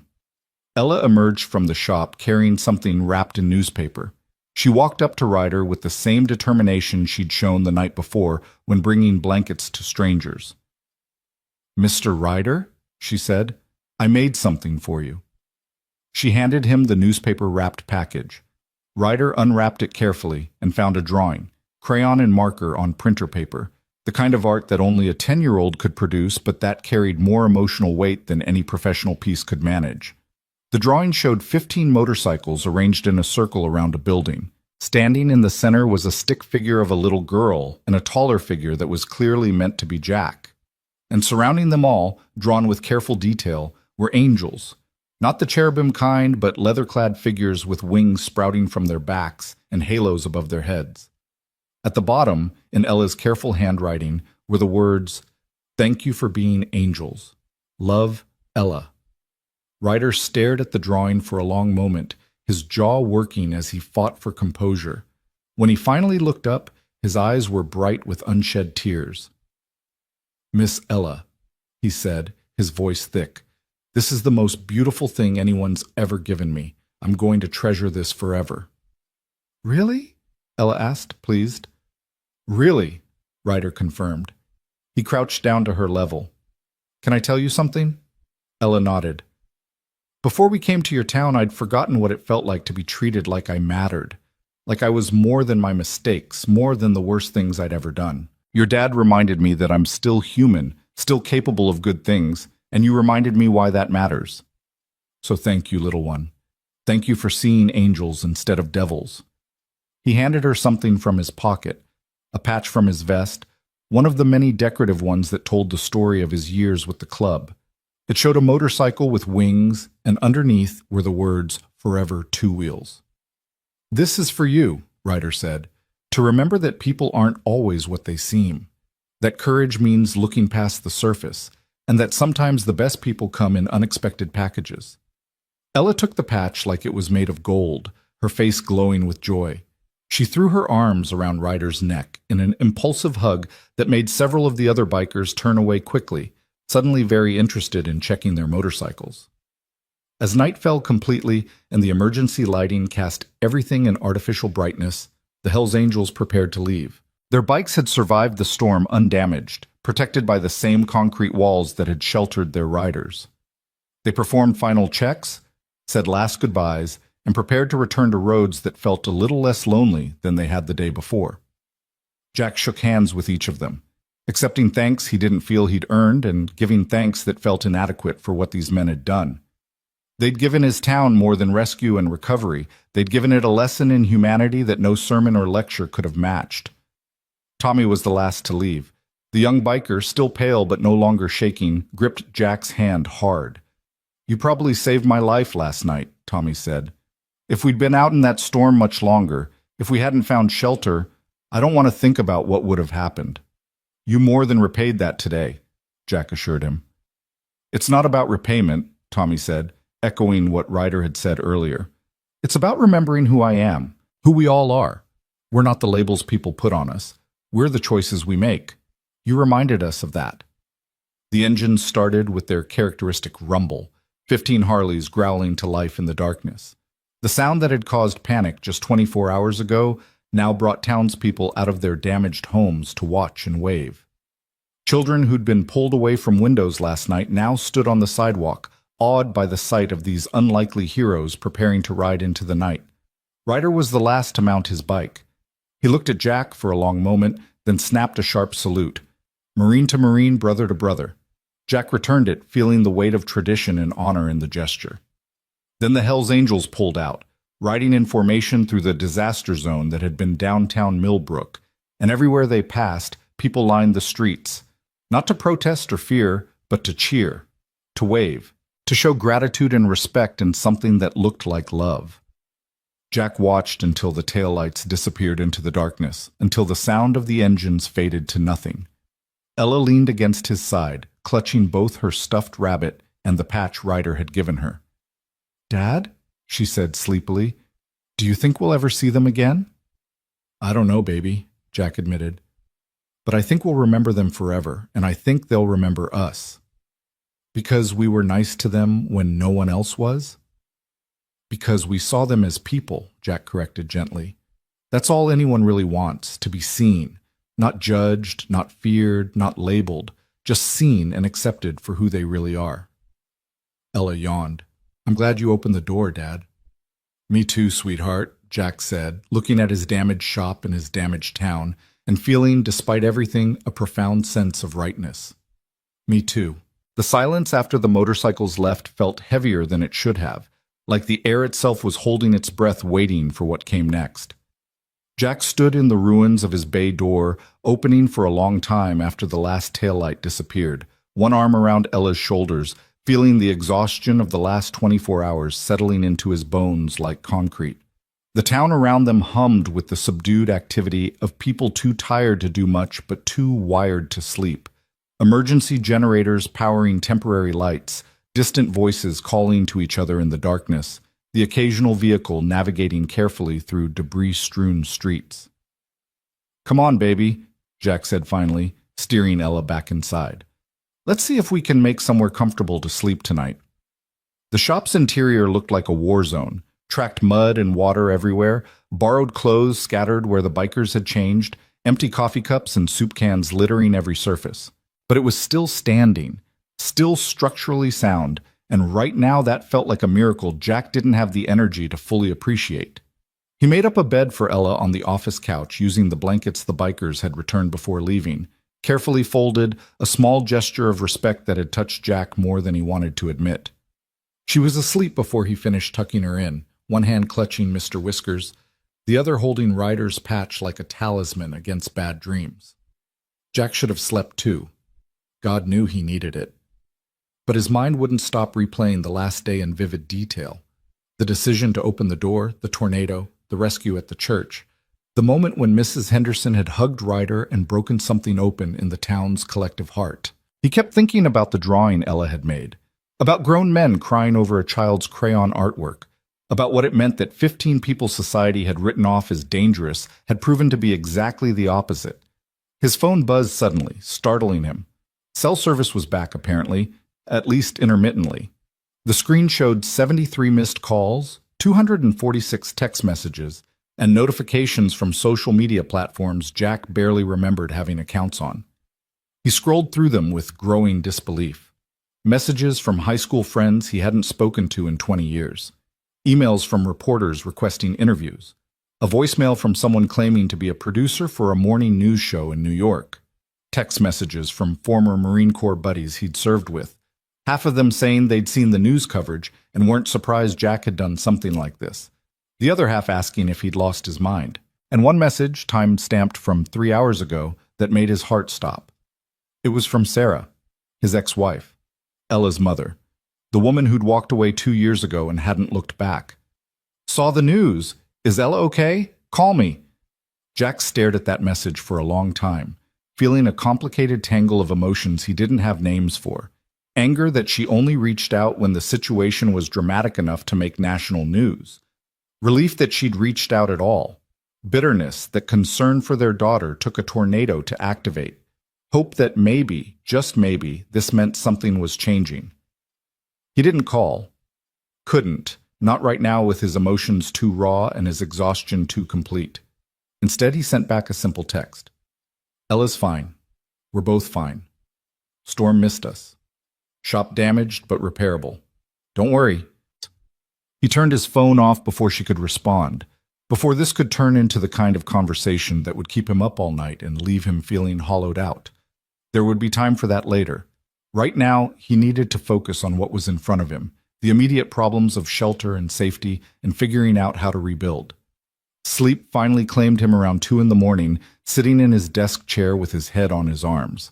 It wasn't comfortable, and his back would hate him for it in the morning, but it was sleep, and that was enough. He woke to the sound of voices outside and pale morning light filtering through the gaps in his destroyed bay doors. For a moment, Jack couldn't remember where he was or why his back hurt so badly. Then it all came rushing back, the storm, the bikers, the rescue, everything. He groaned and sat up, his spine cracking in protest, and checked his watch. 7:30. He'd managed maybe 5 hours of broken sleep. The voices outside were getting louder, and now Jack could hear vehicles, multiple vehicles, heavy ones by the sound of it. He stumbled to the opening and looked out to find Main Street transformed overnight into something that looked like a combination construction site and military staging area. National Guard trucks were parked at regular intervals, soldiers in ACU patterns directing traffic and coordinating with local authorities. A mobile command center had been set up in the parking lot of what used to be the pharmacy. News vans with satellite dishes were clustered at the far end of the street, reporters doing stand-ups with the destruction as their backdrop. And everywhere, absolutely everywhere, people were working.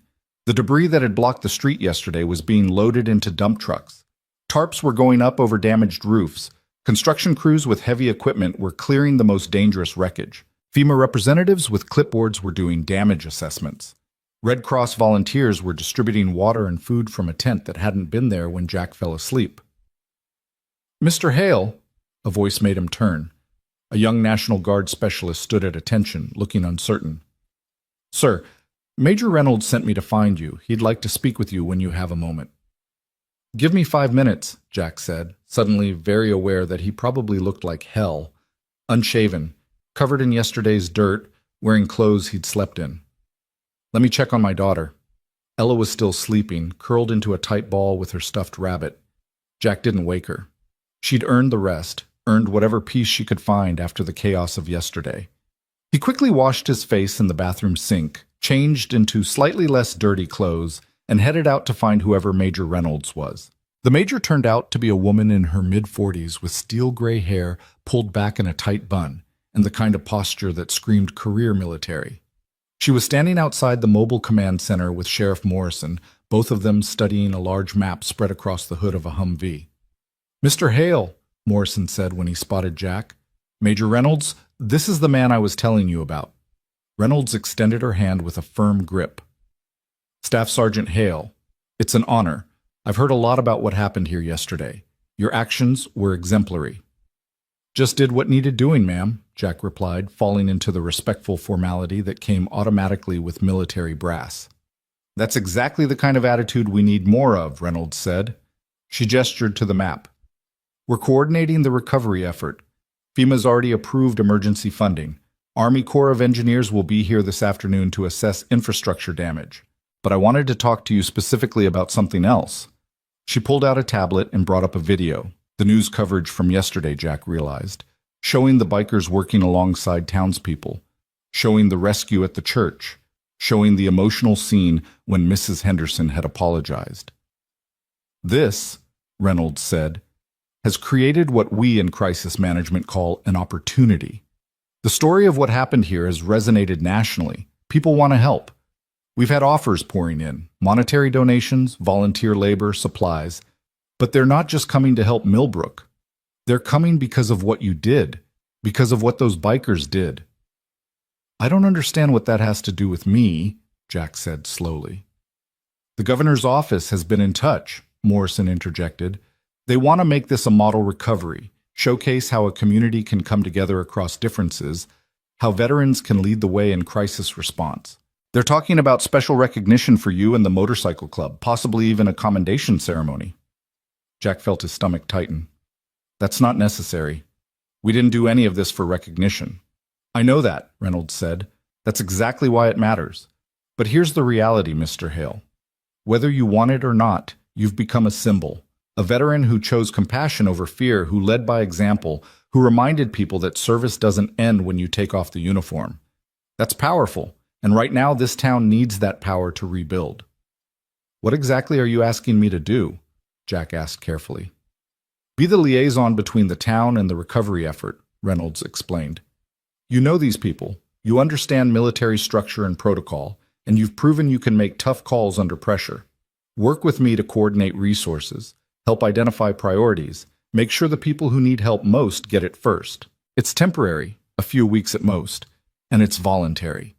But you'd be compensated, and it would free you up to focus on this instead of trying to keep your business running while everything else is chaos." Jack looked at Morrison, who nodded. "It's a good offer, Jack. And honestly, we need someone the townspeople trust. After yesterday, that's you." "I need to think about it," Jack said, his mind already spinning through implications. Ella needed stability, needed routine. His shop needed repairs he couldn't afford to delay. But the town needed help, needed coordination, needed someone who understood both the military efficiency of crisis response and the human needs of a community in trauma. Take the day, Reynolds said. But I need an answer by tomorrow morning. The recovery window is narrow. We need to move fast or risk losing momentum and resources. Jack spent the next hour walking through downtown, assessing damage with fresh eyes in the morning light. It was worse than he had realized in yesterday's chaos. At least a third of the buildings had sustained major damage. The infrastructure was devastated. Power lines down, water mains broken, gas leaks that had crews working overtime to contain. The economic impact would be staggering for a town Millbrook's size. But he also saw something else, signs of the transformation that had begun yesterday. The hardware store, despite being partially collapsed, had a hand-painted banner across the front. "We're still open. Come around back." Mrs. Henderson's antique shop had volunteers already sorting through salvageable inventory. The Presbyterian Church, despite the destroyed sanctuary, had set up a community meal service under a tent in the parking lot. And everywhere, people who would have walked past each other without speaking just 2 days ago were working together. The country club set alongside working-class families, old-timers who'd lived in Millbrook for generations alongside newcomers who'd moved in within the last year. The crisis had cracked something open in the town's social structure, and people were tentatively reaching through that crack toward connection.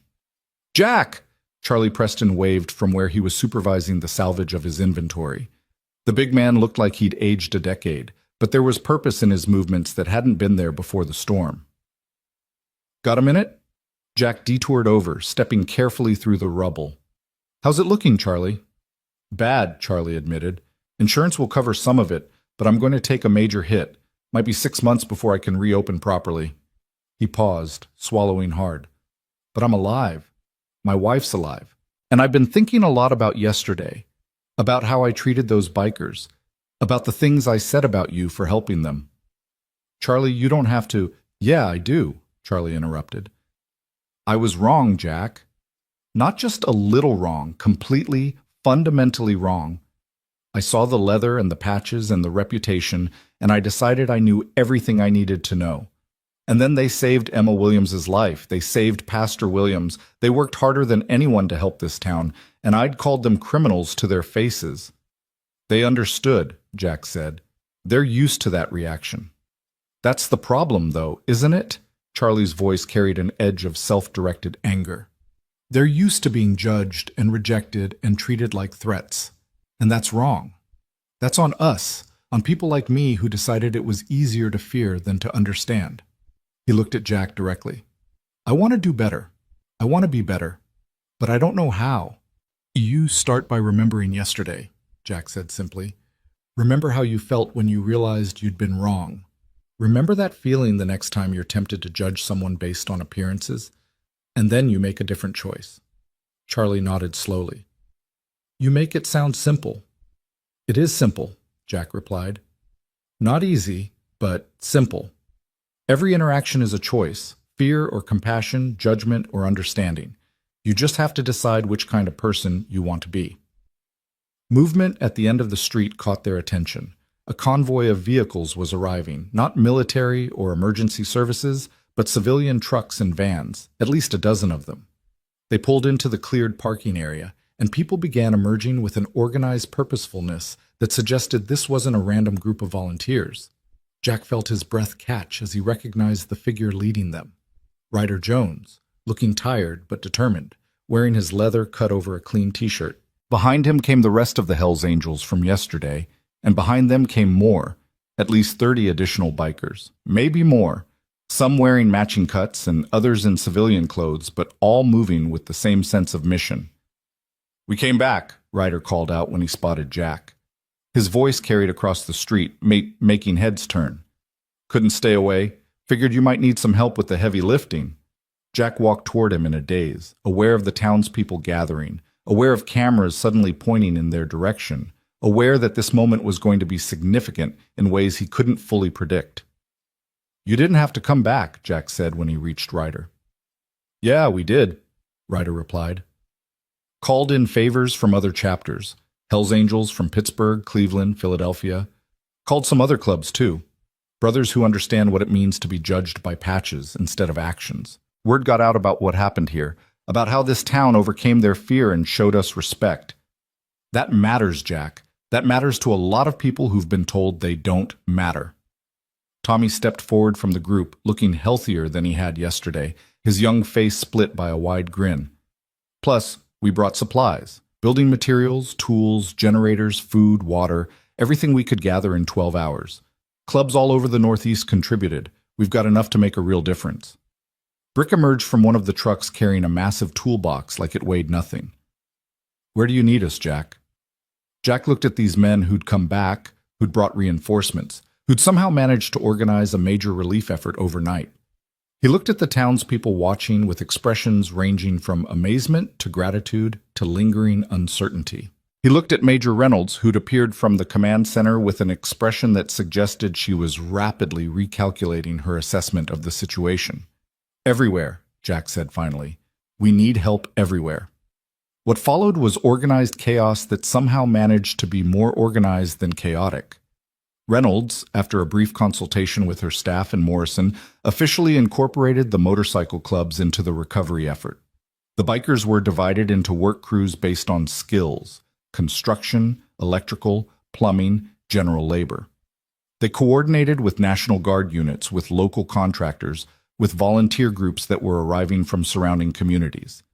And they worked with an intensity that left everyone else scrambling to keep up. These were men who'd spent yesterday proving they had value. Today, they were reinforcing that proof with every nail hammered, every board lifted, every hour of backbreaking labor freely given. They weren't trying to change minds anymore. They were simply being who they'd always been beneath the patches and the prejudice. Good men doing good work. Jack found himself drafted into exactly what Reynolds had proposed: liaison and coordinator, the bridge between military efficiency and community needs. He moved between work sites, identified priorities, solved problems, and generally made himself useful in ways he hadn't realized he was capable of. It felt good, felt purposeful in a way his regular work sometimes didn't. This wasn't just fixing engines or replacing brake pads. This was rebuilding lives. Around noon, a sleek black SUV pulled into town with government plates and an air of importance that made everyone take notice. The governor emerged, a polished politician in his 50s who'd built his career on being everywhere important during crisis moments. He was accompanied by aides, security, and what looked like his own media team. "This is going to be a circus," Morrison muttered to Jack as they watched the governor glad hand his way through the crowd, stopping for photos with volunteers and victims alike. The governor eventually made his way to where Jack and Ryder were coordinating the work on Oak Street. Up close, he had the practiced warmth of someone who'd spent decades in public life, but his eyes were sharp and calculating. "You must be Jack Hale," the governor said, extending his hand. "Governor Mitchell. I've been very impressed by what I've seen here, the community response, the volunteer effort, the way different groups have come together. This is Pennsylvania at its best." "Governor," Jack acknowledged neutrally, shaking the offered hand. Mitchell turned to Ryder. "And you're Sergeant Jones, if I'm not mistaken, the Marine who organized this remarkable relief effort." "Just helping out, Governor," Ryder said. His voice was carefully respectful, but carried an undercurrent of wariness. Men like them had learned not to trust politicians who showed up with cameras after the hard work was already done. "Well, your help has been extraordinary," Mitchell said. He lowered his voice slightly, though not so much that the cameras couldn't still pick up his words. "I want to do something to recognize what you've done here, both of you, and the men who've worked so tirelessly. I'm thinking a formal commendation ceremony, possibly at the state capitol. Show the nation that Pennsylvania values service and community, regardless of background." "That's not necessary," Jack said immediately. "We didn't do this for recognition," Ryder added. "I know that," Mitchell replied smoothly. "But sometimes recognition serves a larger purpose. It sends a message about inclusivity, about second chances, about how we treat veterans. That message matters, gentlemen. And right now, in this political climate, positive messages about unity are in short supply." Jack exchanged a glance with Ryder, seeing his own skepticism reflected back. This wasn't about them or the town. It was about optics, about a politician seizing an opportunity to look good during an election year. "We'll think about it," Jack said, "because refusing outright would create more problems than it solved." "That's all I ask," Mitchell said. He turned to his aide. "Make sure we get photos with both of them and some of the volunteers. I want to emphasize the bipartisan, cross-community aspect of this response. As the governor moved away to continue his tour, Ryder let out a long breath. "Politician," he said with distaste. "Same in every state, every era. Only care about people when there's a camera pointed at them." "Maybe," Jack said. "Or maybe sometimes their motives don't matter if the outcome is still positive. If a commendation ceremony gets more resources for Millbrook, if it changes even one person's mind about motorcycle clubs, then does it matter if the governor's motivations are selfish?" "Spoken like someone who still has ideals," Ryder said, but there was affection in his voice. "Don't ever lose that, Jack. World needs people who can still see the good." The afternoon brought more developments that felt increasingly surreal. A major construction company announced they were donating materials and labor for the rebuilding effort. Their CEO had seen the news coverage and been moved by the story of community overcoming prejudice. A veterans organization pledged funding for repairs to any veteran-owned business damaged in the storm. 3 different churches from surrounding counties arrived with food, supplies, and volunteers. And the donations kept pouring in online. A GoFundMe. Someone had started for Millbrook's recovery had raised over $200,000 in less than 24 hours. The money was real, the help was tangible, and all of it traced back to a single decision to open a door during a storm. Jack was coordinating a work crew at the church when Ella found him, accompanied by Deputy Sanders. His daughter looked small and worried, clutching Mr. Whiskers to her chest. "Dad, there's a lady here," Ella said quietly. "She says she's my mom." Jack's world tilted sideways. He looked past Ella to where a rental car was parked on the street, and there she was, Sarah, his ex-wife, Ella's mother. She looked the same and different simultaneously. Same blonde hair and blue eyes, but thinner, more polished, wearing clothes that spoke of the successful California life she'd built away from them. "I'll handle the crew," Ryder said quietly, reading the situation instantly. "Take your time." Jack walked towards Sarah with Ella's small hand in his, feeling like he was moving through water, like reality had become something thick and resistant. They met in the middle of the street.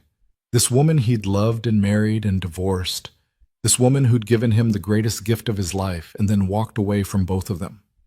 "Jack," Sarah said. Her voice was exactly as he remembered, soft, slightly hesitant, carrying California vowels that hadn't been there when they'd met. "I had to come. I saw the news and I couldn't just sit there and—" "We're fine," Jack interrupted. "I told you in my text, we're both fine." "I can see that," Sarah said. She crouched down to Ella's level, her face softening with an emotion that looked genuine. "Hi, baby. I've missed you so much." Ella didn't move forward, didn't run into her mother's arms the way she might have 2 years ago. Instead, she stayed pressed against Jack's leg, her expression guarded in a way that broke his heart because children shouldn't have to guard themselves against their own parents. "Hi, Mom," Ella said quietly. Sarah's face crumpled slightly at that lukewarm reception, but she held herself together. "Can we talk?" she asked Jack. "Please, just for a few minutes?" Jack wanted to say no, wanted to send her away before she could disrupt the fragile stability he'd built for Ella, before she could promise things she wouldn't deliver and break their daughter's heart again. But Ella was watching him, and he knew this moment would teach her something about how adults handle difficult situations. "Ella, go find Mr. Ryder," Jack said gently. "Stay where I can see you, okay?" Ella nodded and ran off toward where Ryder was directing the work crew. Jack watched until he was sure she was safely occupied, then turned back to Sarah. "What are you doing here, Yeek?" he asked, keeping his voice neutral. "I told you. I saw the news. A tornado, Jack. Our daughter was in a tornado and I was 2,000 miles away drinking wine at a networking event when it happened." Sarah's voice cracked. "I got on the first flight I could book." "That's not an answer to my question," Jack pressed. "You haven't called in 6 months. You missed Ella's birthday, missed her school play, missed everything. You don't get to swoop in now because a news story made you feel guilty." "You think I don't know that?" Sarah shot back, tears starting to flow. "You think I don't know what a terrible mother I've been? I know, Jack, I know, and I hate myself for it, but I can't change the past. I can only try to do better now." "Why?" Jack demanded. "Why now? Why this crisis? Why not any of the 100 other moments when Ella needed her mother? Sarah wiped her eyes, smearing mascara.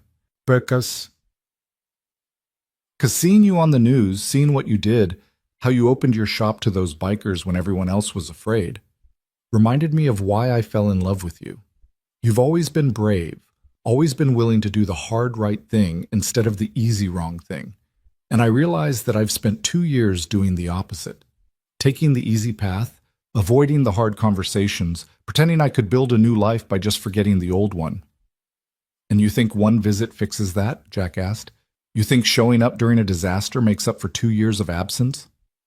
No, Sarah said simply. I don't think that, but I want to try. I want to be part of Ella's life again, if she'll let me. If you'll let me. I know I have to earn that. I know I have to prove I've changed, but I can't do that if I stay in California pretending this part of my life doesn't exist. Jack looked at her, really looked at her, and saw something he hadn't expected. Genuine remorse, real pain, the kind of self-awareness that only came from honest introspection. It didn't excuse what she'd done, didn't erase the hurt she'd caused, but it suggested that maybe, just maybe, people could change. I need to think about this, Jack said finally. And more importantly, Ella needs to think about it. She's the one you hurt most. She's the one who gets to decide if she wants you back in her life. I understand, Sarah said. She looked past Jack to where Ella was helping hand tools to the work crew, her small face serious and focused. She's grown so much. I've missed so much. Yeah, Jack agreed. You have. Sarah started to say something else, but movement behind Jack made them both turn. Ryder was approaching, his expression carefully neutral but his body language protective. Sorry to interrupt, Ryder said, but we've got a situation that needs Jack's input. Foundation issue at one of the buildings on Pine Street. It was almost certainly not urgent enough to interrupt a personal conversation, which meant Ryder was giving Jack an out, a way to end this interaction before it became more complicated. Jack felt a surge of gratitude for this man who barely knew him, but who'd stepped up to protect him anyway. I need to go, Jack told Sarah. There's a lot of work to do here. Can I stay? Sarah asked. Help with the recovery effort? I took a week off work. I don't have anywhere else to be. Jack wanted to say no, wanted to protect Ella from the possibility of further disappointment, but he thought about what he'd told Charlie Preston earlier, about making choices between fear and compassion, about deciding what kind of person you wanted to be. Fine, he said. You can stay. But you're here as a volunteer, not as Ella's mother. You haven't earned that title back yet. You're just Sarah, another pair of hands helping. If Ella decides she wants to talk to you, that's her choice. If she doesn't, you respect that. Clear? Clear, Sarah agreed quickly. Thank you, Jack. I won't let you down. Don't tell me, Jack said. Show me. Show Ella. Words don't mean much after 2 years of silence. He walked away with Ryder, leaving Sarah standing in the street surrounded by the destruction and the recovery. Part of him wondered if he'd made a mistake, if he'd just opened another door without knowing what might come through it. But the larger part, the part that had learned something important over the last 2 days, recognized that courage meant accepting uncertainty, meant giving people the chance to surprise you. Ex-wife? Ryder asked as they walked. Yeah, Jack confirmed. Left 2 years ago. This is the first time she's been back. That's complicated, Ryder observed. Everything's complicated, Jack replied. I'm just trying to make the best choices I can with incomplete information. Brother, Ryder said with a slight smile, that's the definition of life. None of us ever have all the information. We just do the best we can and hope it works out. The foundation issue on Pine Street turned out to be real. A house that looked intact on the outside, but had significant structural damage that made it unsafe for habitation. Jack helped coordinate the evacuation of the family living there, arranged for emergency shelter, and added the building to the growing list of structures that needed immediate professional attention. By the time he finished, it was late afternoon and his body was reminding him that he'd had about 5 hours of sleep in the last 48 hours. He was contemplating whether he could sneak away for a quick nap, when Morrison found him with news that made sleep seem even less likely. Jack, we've got media requests piling up, the sheriff said. Major networks want interviews. You, Ryder, some of the townspeople. The governor's office is pushing for that commendation ceremony. And there's a documentary crew asking permission to film the recovery effort with you and the bikers as the central story. No, Jack said immediately. Absolutely not. I'm not interested in being anyone's story. I figured you'd say that, Morrison replied. But here's the thing. This attention is bringing in resources we desperately need. That construction company that donated materials, they saw the evening news, the veterans organization that pledged funding. They saw the morning shows. Like it or not, your story is helping Millbrook recover faster than we could have managed on our own. So what are you saying? Jack asked. That I have an obligation to be a public figure now? I'm saying you have a choice to make, Morrison said carefully. You can refuse all the interview requests, turn down the commendation ceremony, go back to being a private citizen. That's your right, and nobody would blame you for it. But if you do that, we lose momentum.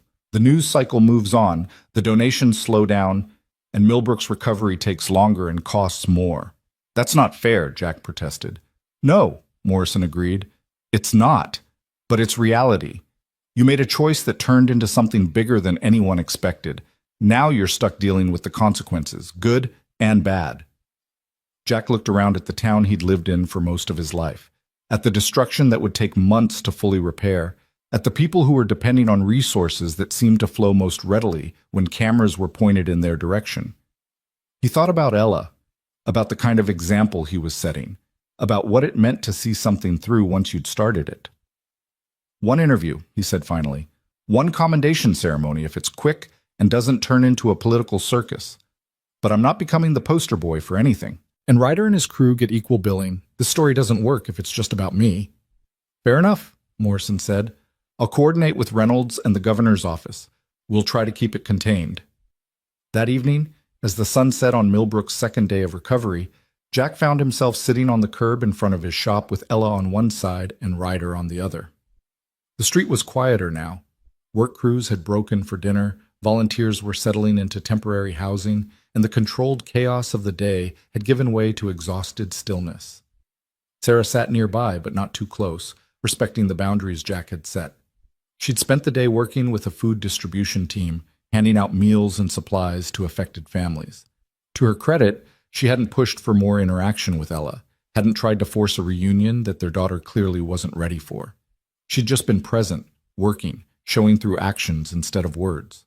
Dad? Ella said quietly. Why did Mom really come back? It was the question Jack had been dreading, the one he didn't have a good answer for because he wasn't entirely sure himself. But Ella deserved honesty, even when honesty was complicated. I think, Jack said carefully, she came back because she realized she'd made a mistake. People do that sometimes, make choices they regret, and then they have to figure out how to fix what they broke. But can you fix it? Ella asked. If you break something really bad, can you really put it back together? Jack looked at the town around them, at buildings being shored up, at structures being stabilized, at destruction being slowly transformed into reconstruction. Sometimes, he said, not always, and never exactly the same as before, but sometimes you can build something new that's still good, still valuable, even if it's different than what you had originally. Is that what Mom's trying to do? Ella asked. Build something new? I think so, Jack replied, but that's up to her to prove and up to you to decide if you want to let her try. Ella was quiet for a long moment, processing this with the seriousness that only children brought to big emotional questions. Finally, she said, I want to be brave like you, Dad. Like you were when you opened the door for the bikers. But I don't know if I'm brave enough to let Mom back in. Baby, Jack said, pulling her close, being brave doesn't mean you're not scared or hurt. It means you're honest about how you feel, and you make the choice that feels right to you, not the choice other people want you to make. Whatever you decide about your mom, whether you want to give her another chance or whether you need more time, that's okay. There's no wrong answer here. Ryder had been quiet through this exchange, but now he spoke up. Can I tell you something, Miss Ella? Ella nodded. I made a lot of mistakes in my life, Ryder said. Did things I'm not proud of, hurt people I loved, became someone I didn't recognize. And for a long time I thought that was just who I was. Broken, unfixable, not worth saving. But then people like your dad gave me chances I didn't deserve. They saw past the mistakes to the person I could still be. And that changed everything. So maybe your mom is broken too, and maybe she's made mistakes she can't undo. But people can change if someone gives them the chance. It doesn't mean you have to be the one to give that chance, but it means the possibility exists if you decide that's what you want. Ella looked at Ryder with the intensity that only children managed, like she was looking straight into his soul. Did you change because people were nice to you? Partly, Ryder admitted. But mostly I changed because I decided I wanted to be someone different than who I'd been. The people being nice just made that decision feel possible instead of impossible. So Mom has to decide to change, Ella said, working through the logic, and then I have to decide if I believe her. That's about right, Ryder confirmed. Ella thought about this for a moment longer, then slid off the curb and walked over to where Sarah sat. Jack's heart clenched, uncertain what was about to happen. He started to stand, to intervene, but Ryder put a hand on his arm. Let her, Ryder said quietly. She needs to do this her way. Ella stood in front of her mother, small and serious and heartbreakingly brave. Did you leave because of me? She asked. Sarah's face crumpled. Oh, baby, no, never because of you. I left because I was scared and selfish and I couldn't handle how hard everything was. But that was about me being weak, not about you being anything less than perfect. Are you still scared? Ella asked. Terrified, Sarah admitted. But I'm trying to be brave now, trying to do the hard thing instead of the easy thing. Okay, Ella said. And then, in a gesture that made Jack's eyes burn, she extended her hand to her mother. Not a hug, not forgiveness, but the beginning of a possibility. You can help me bring water to the workers, but you have to actually help. You can't just pretend and then leave again. I'll help, Sarah promised, taking Ella's small hand in both of hers like it was something precious and fragile. I'll really help. They walked away together toward the volunteer station, and Jack watched them go with emotions so tangled he couldn't begin to sort them. Relief, fear, hope, anger, love, all of it mixed together into something that hurt and healed simultaneously. Your kid's got more wisdom than most adults, Ryder observed. Yeah, Jack agreed. She does. I don't know where she gets it, but I'm grateful for it. She gets it from you, Ryder said, from watching you make brave choices even when they're hard. That's what kids learn. Not from what we say, but from what we do when it matters. As night fell completely and the temporary lights flickered on across Millbrook, Jack allowed himself a moment to just sit and breathe. The town was damaged but not destroyed. His daughter was hurting but also healing. His ex-wife was back but on probationary terms. The Hells Angels had returned and brought an army of support with them. And tomorrow would bring more challenges, more media attention, more complicated decisions. But tonight, right now, in this moment, Jack Hale felt something he'd been missing for a long time. He felt like maybe, just maybe, doing the right thing actually mattered.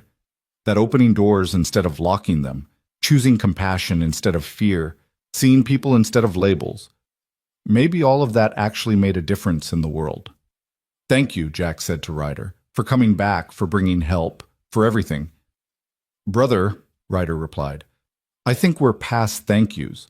We're family now, not the kind you're born into, but the kind you choose, the kind that matters. And sitting there on a curb in a broken town being rebuilt by unlikely heroes, Jack thought that maybe Ryder was right. Maybe family wasn't just about blood or marriage licenses or legal documents. Maybe it was about showing up when it mattered, about doing the hard work of caring, about choosing each other day after day, even when it wasn't easy. Maybe that was the real lesson of these impossible 2 days, that in the end, we're all just people trying our best, and the bravest thing we can do is recognize our shared humanity and act accordingly. The story was far from over. There would be more challenges tomorrow, more decisions to make, more consequences to face. But for tonight, in this moment, Jack chose to believe that opening one door during a storm had somehow managed to open many more. Doors between people who'd been separated by fear and prejudice. Doors between past and future. Doors between who we've been and who we might become. And through those open doors, something new was being built. Something better. Something worth fighting for. The next morning arrived with the kind of clarity that only comes after storms. The sky scrubbed clean and impossibly blue, the air sharp with the scent of torn wood and earth turned inside out. Jack woke in his office chair again, his neck protesting the angle he'd slept at, and found Ella already awake and dressed, sitting at his desk drawing with the concentrated intensity she brought to everything she did. "Morning, baby," Jack said, his voice rough with sleep. "How long you been up?" "A while," Ella replied without looking up from her drawing. "I couldn't sleep anymore. My brain keeps thinking about too many things." Jack moved to stand behind her, looking over her shoulder at what she was creating.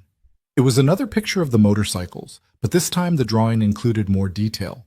The individual bikers with their different faces, the townspeople working alongside them, and in the center, a small figure that was clearly Ella herself, holding hands with two taller figures. One was obviously Jack. The other, Jack realized with a jolt, was Sarah. "That's beautiful, sweetheart," Jack said carefully. "You want to talk about what you're thinking?" Ella set down her crayon and turned to face him, her young face serious in a way that made her look older than her 10 years. "I'm thinking about Mom, about whether people really can change or if they just say they will and then don't." It was a question Jack had been asking himself since Sarah appeared yesterday, a question he didn't have a good answer to because the truth was complicated and painful and not the kind of thing you could explain easily to a child who'd already been hurt too much. "I think," Jack said slowly, sitting down so he was at her eye level, "that people can change, but only if they really want to. And the only way to know if someone really wants to change is to watch what they do, not what they say. Words are easy, actions are hard." "So I should watch what Mom does?" Ella asked. Yeah," Jack confirmed. "Watch what she does. See if her actions match her words. And then you decide, not me, not anyone else. You get to decide if you want to let her back into your life and how much you want to let her in." "What if I decide wrong?" Ella's voice was small, frightened. "What if I give her another chance and she leaves again?" Jack pulled his daughter into his arms, holding her close and wishing he could protect her from every hurt the world might throw at her. But he couldn't, and trying to would only make her less prepared for the inevitable pain that came with being human. "Then you'll hurt," Jack said honestly, "and it'll be bad. And you'll cry, and it'll feel like the end of the world. But you'll also know that you were brave enough to try, brave enough to give someone a second chance, even when it scared you. And that matters, Ella. That says something important about who you are." "What does it say?" Ella asked, her face pressed against his chest. "That you're the kind of person who leads with love instead of fear," Jack replied. "That you're stronger than the things that have hurt you. That you're exactly the person I raised you to be." Ella was quiet for a moment, then pulled back to look at him. "Okay, I'll watch what she does. But Dad, if she leaves again, you have to promise you won't be sad." "Baby, I can't promise that," Jack said gently. "If your mom leaves again, I'll be sad because you'll be sad. But I promise I'll be here no matter what. I'm not going anywhere. You're stuck with me." "Good," Ella said, and the relief in her voice made Jack's heart ache. "Because you're the best dad in the whole world, and I don't want a different one." "Well, you're the best daughter in the whole world, so I guess we're stuck with each other," Jack replied, tickling her until she giggled. It felt good to hear her laugh, felt like, maybe despite everything, they were going to be okay. The sound of vehicles outside interrupted the moment. Jack looked out to see the street already filling with workers, the bikers returning for another day of labor, National Guard troops organizing equipment, volunteers arriving in cars and vans with supplies and willing hands. The recovery effort was ramping up again, and with it came the weight of expectations Jack still wasn't sure he wanted to carry. "Come on," Jack said to Ella. "Let's get some breakfast and see what today brings." They emerged from the shop to find organized chaos that was somehow more organized than yesterday. Someone had set up a proper command center with tables, maps, and communication equipment. Coffee and donuts were available at a volunteer station that hadn't existed 12 hours ago. And everywhere Jack looked, people were working with purpose and coordination that suggested the recovery effort had found its rhythm. Ryder was at the command center with Major Reynolds, both of them studying a large map covered in colored markers. He looked up when Jack approached, and despite the obvious exhaustion on his face, he was smiling. "Morning, brother," Ryder called. "Sleep okay?" "Define okay," Jack replied. "What's all this?" Reynolds answered before Ryder could. "Coordinated recovery plan. We've assessed all the major damage, prioritized repairs based on safety and utility, and assigned work crews to each site. The bikers are handling most of the heavy construction since they've got the skills and the manpower. National Guard is focused on infrastructure, power, water, gas. Volunteers are doing the lighter work, cleanup, sorting, food distribution. It's actually impressive, Ryder added. Turns out when you get military efficiency and biker brotherhood working together, you can accomplish things pretty fast. Jack studied the map, seeing his town reduced to colored zones and priority markers. Red for critical damage, yellow for moderate, green for minor. Too much red. But the yellow and green areas suggested that Millbrook wasn't as destroyed as it had felt in the immediate aftermath. "Where do you need me?" Jack asked. "Actually, you've got a different assignment today," Reynolds said. She handed him a printed schedule that made his stomach sink. Governor's office finalized the commendation ceremony. It's at 2 this afternoon at the high school gym. You, Ryder, and selected representatives from the motorcycle clubs. There will be media, probably protesters. Some people aren't happy about the state honoring an outlaw motorcycle club, and definitely political speeches. I need you there. I agreed to one ceremony, Jack said, not to become a political prop. I know, Reynolds replied, her voice sympathetic. But here's the reality. The governor is announcing a $10 million disaster relief package for Millbrook during that ceremony. $10 million, Jack. That's infrastructure repairs, business loans, housing assistance. It's the difference between this town recovering in 6 months versus 2 years. He wants to make a big show of unity and community spirit, and you and the bikers are the centerpiece of that show. So we smile for the cameras, and he gets his photo op, Ryder said flatly. And Millbrook gets the money it needs. That about sum it up? Yes, Reynolds admitted. I'm not going to pretend this is about anything other than optics. But sometimes optics serve a purpose beyond politics. This story, what happened here, how you all came together, it's resonating nationally. It's changing conversations about veterans, about motorcycle clubs, about how we treat people who look different than us. That matters. Jack looked at Ryder, seeing his own frustration reflected back. Neither of them had asked for this. Neither of them wanted to be symbols or spokespeople or examples of anything. They'd just done what seemed right in the moment, and now that moment had snowballed into something neither of them could control. We do this ceremony, Jack said finally, and then we're done. No more interviews, no documentary crews, no political events. We get Millbrook the resources it needs, and then everyone leaves us alone. Deal? Deal, Reynolds agreed quickly. I'll make sure the governor's office understands that today is it. And we have final say on what's said about the club, Ryder added. I don't want anyone spinning this into something it's not, or making promises about motorcycle club reform that we never agreed to. Understood, Reynolds said. You'll have a chance to review the governor's speech before he delivers it. They spent the next few hours preparing for a ceremony neither of them wanted. Jack showered for the first time in 2 days, changed into the only dress clothes he owned, khakis and a button-down shirt that had seen better days, and tried to mentally prepare himself for being the center of attention. Ella insisted on coming, wearing her best dress and carrying both Mr. Whiskers and the patch Ryder had given her like they were magical talismans. Sarah appeared as they were getting ready to leave, looking nervous and uncertain. Can I come? She asked Jack quietly. To the ceremony? I'd like to be there to support Ella, and you. Jack wanted to say no, wanted to keep this complicated enough without adding his ex-wife to the mix. But Ella was watching him, and he remembered what he'd told her about watching actions instead of listening to words. If Sarah was really trying to change, really trying to be present, then showing up mattered. Fine, Jack said.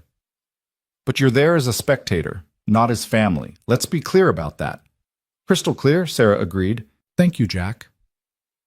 The high school gym had been transformed into something that looked like a bizarre combination of political rally and award ceremony. Bleachers were filled with townspeople, media cameras lined the back wall, and a stage had been erected at one end with a podium bearing the state seal. American flags flanked the stage, and a banner behind the podium read, Pennsylvania Stands Together. Jack felt his stomach churn as they entered. This was too much, too public, too everything. He saw reporters pointing cameras in his direction, saw people in the crowd recognizing him and Ella. Ryder and the other bikers were already there, looking equally uncomfortable in their leather cuts, standing together in a tight group that spoke of mutual support in enemy territory. "Mr. Hale?" A young aide with a clipboard materialized at Jack's elbow. "Thank goodness you're here. You'll be seated on stage with Sergeant Jones and the governor. Your daughter can sit in the front row with the other family members." "She stays with me," Jack said firmly. "Wherever I go, she goes." The aide looked flustered. "Sir, the staging is very specific." "Then change it," Jack interrupted, "because I'm not going up there without my daughter." The aide scurried off to confer with someone more important, and Jack felt a hand on his shoulder. Ryder stood there with Tommy and Brick beside him, all three of them looking like they were heading into combat rather than a ceremony. "You ready for this circus?" Ryder asked. "Not even a little bit," Jack admitted. "Yeah, me neither," Ryder said, but we do it together, right? That's how brothers operate." "Together," Jack agreed. They were eventually ushered to the stage where chairs had been hastily rearranged to accommodate Ella. She sat between Jack and Ryder, small and serious, her eyes wide as she took in the crowd. Sarah sat in the front row where the families had been assigned, her face a mixture of pride and regret as she watched her daughter on stage. Governor Mitchell arrived with the fanfare of someone who knew how to make an entrance, surrounded by aides and security, and followed by cameras capturing his every move. He worked the room like a professional, shaking hands and taking photos, his smile never wavering even though his eyes remained calculating. When he finally took the podium, the gym fell silent. Mitchell was a practiced speaker, and his voice carried easily through the space without needing the microphone. "My fellow Pennsylvanians," he began, "we gather today in the aftermath of tragedy to celebrate the very best of what makes our Commonwealth great. 3 days ago, a catastrophic tornado struck this community. Lives were disrupted, property was destroyed, and the town of Millbrook faced its darkest hour." Jack listened to the governor paint a picture of devastation and heroism that was both accurate and somehow sanitized, the rough edges of reality smoothed into something more palatable for public consumption. He talked about community resilience and the American spirit and a dozen other phrases that sounded good but felt empty. "But in that darkness," Mitchell continued, "light emerged in the most unexpected form. When 15 members of the Hells Angels Motorcycle Club sought shelter from the storm, they were met not with fear, but with compassion.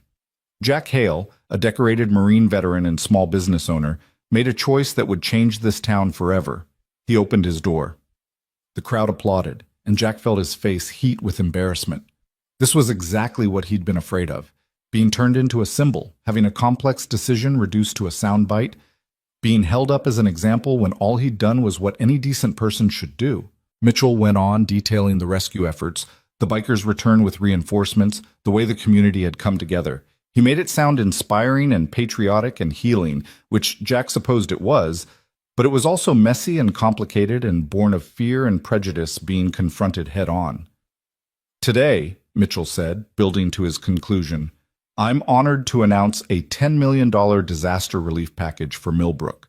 This funding will help rebuild infrastructure, support local businesses, and ensure that this community emerges stronger than before." The crowd erupted in applause, people rising to their feet, the noise overwhelming in the enclosed space. Jack saw tears on faces throughout the gym, saw relief and gratitude and hope. $10 million was real help, was the difference between survival and thriving, and whatever Jack's feelings about being used for political purposes, he couldn't deny that this result mattered. "But money alone doesn't rebuild communities," Mitchell continued once the applause died down. "It takes courage, the courage to see past our differences and prejudices, to recognize our shared humanity, to choose compassion over fear." That courage was demonstrated by Jack Hale and by Sergeant Ryder Jones and by every person who participated in this remarkable recovery effort. Mitchell gestured for Jack and Ryder to join him at the podium. Jack stood reluctantly, keeping one hand on Ella's shoulder to keep her close. Ryder moved with the same obvious reluctance, both of them walking towards something they'd never asked for. The governor presented them each with a commendation, official-looking certificates in frames bearing the state seal and flowery language about service and leadership and community spirit. Jack accepted his with a tight smile, feeling like a fraud because nothing about what he'd done felt commendation-worthy. He'd just been trying to help people. "Jack," Mitchell said, turning to address him directly while the cameras rolled. "Would you like to say a few words?" It wasn't really a question, not with 500 people watching and cameras broadcasting who knew where. Jack looked at Ryder, who gave him a slight nod that might have been encouragement or resignation. Then he looked down at Ella, who smiled up at him with complete confidence that her dad would know exactly what to say. Jack stepped to the microphone, his heart hammering, and looked out at the crowd. He saw familiar faces: Charlie Preston and Mrs. Henderson, Pastor Williams with his arm in a sling, Deputy Sanders, dozens of people he'd known his entire life. He saw strangers, too, reporters and volunteers, and people who'd come to witness this moment. And he saw the bikers standing together to one side, these men who'd been feared and rejected and who'd responded with grace and service. "I don't really do speeches," Jack began, his voice rough. "I'm a mechanic, not a politician, but I guess I should say something since you're all here." A ripple of laughter went through the crowd, some of the tension easing. "3 nights ago, I made a decision to let 15 strangers into my shop during a storm," Jack continued. "People tell me it was brave or noble or compassionate, but honestly, it just felt like the only choice I could live with. I looked at those men standing in the rain, and I saw people who needed help. Everything else, the patches, the reputation, the fear, that was just noise. And I decided a long time ago that I wouldn't let noise determine who I was or how I treated people." He paused, gathering his thoughts, aware that whatever he said next would probably be repeated and analyzed and remembered. "We live in a world that tells us to be afraid all the time, afraid of people who look different, who dress different, who live different than we do. We're told that safety comes from walls and locks and keeping strangers at arm's length. And sometimes, yeah, caution is smart. But somewhere along the way, we forgot that the greatest danger isn't the stranger at your door. It's the fear that keeps you from ever opening it." Jack saw heads nodding throughout the crowd, saw people leaning forward to hear better. "These men," he gestured to the bikers, "saved this town. Not because they owed us anything, we treated them like criminals before we knew their names. They saved us because that's who they are beneath the leather and the patches. They're veterans. They're fathers and sons and brothers. They're people who understand that service doesn't end when you take off a uniform, that honor means showing up even when you're not wanted, that brotherhood means you help because it's right, not because it's easy." Ryder was staring at the floor, but Jack could see his jaw working with emotion. Several of the other bikers were openly crying, these hard men reduced to tears by being seen and acknowledged. "Millbrook learned something important these last few days," Jack said. "We learned that we're capable of being better than our fear. We learned that courage isn't about not being scared. It's about doing the right thing even when you are scared. And we learned that the people we're taught to fear might just be the ones who save us when we need it most." He looked directly at the governor, making sure Mitchell understood this next part wasn't about him. "We don't need politicians to tell us to be better," Jack said. "We don't need ceremonies or commendations or photo opportunities. We just need to remember what we learned here, that every person deserves to be seen, that labels hide more than they reveal, and that opening a door is sometimes the bravest thing you can do." The gym erupted in applause that felt different than the polite clapping for the governor's speech. This felt real, felt earned, felt like people recognizing truth when they heard it.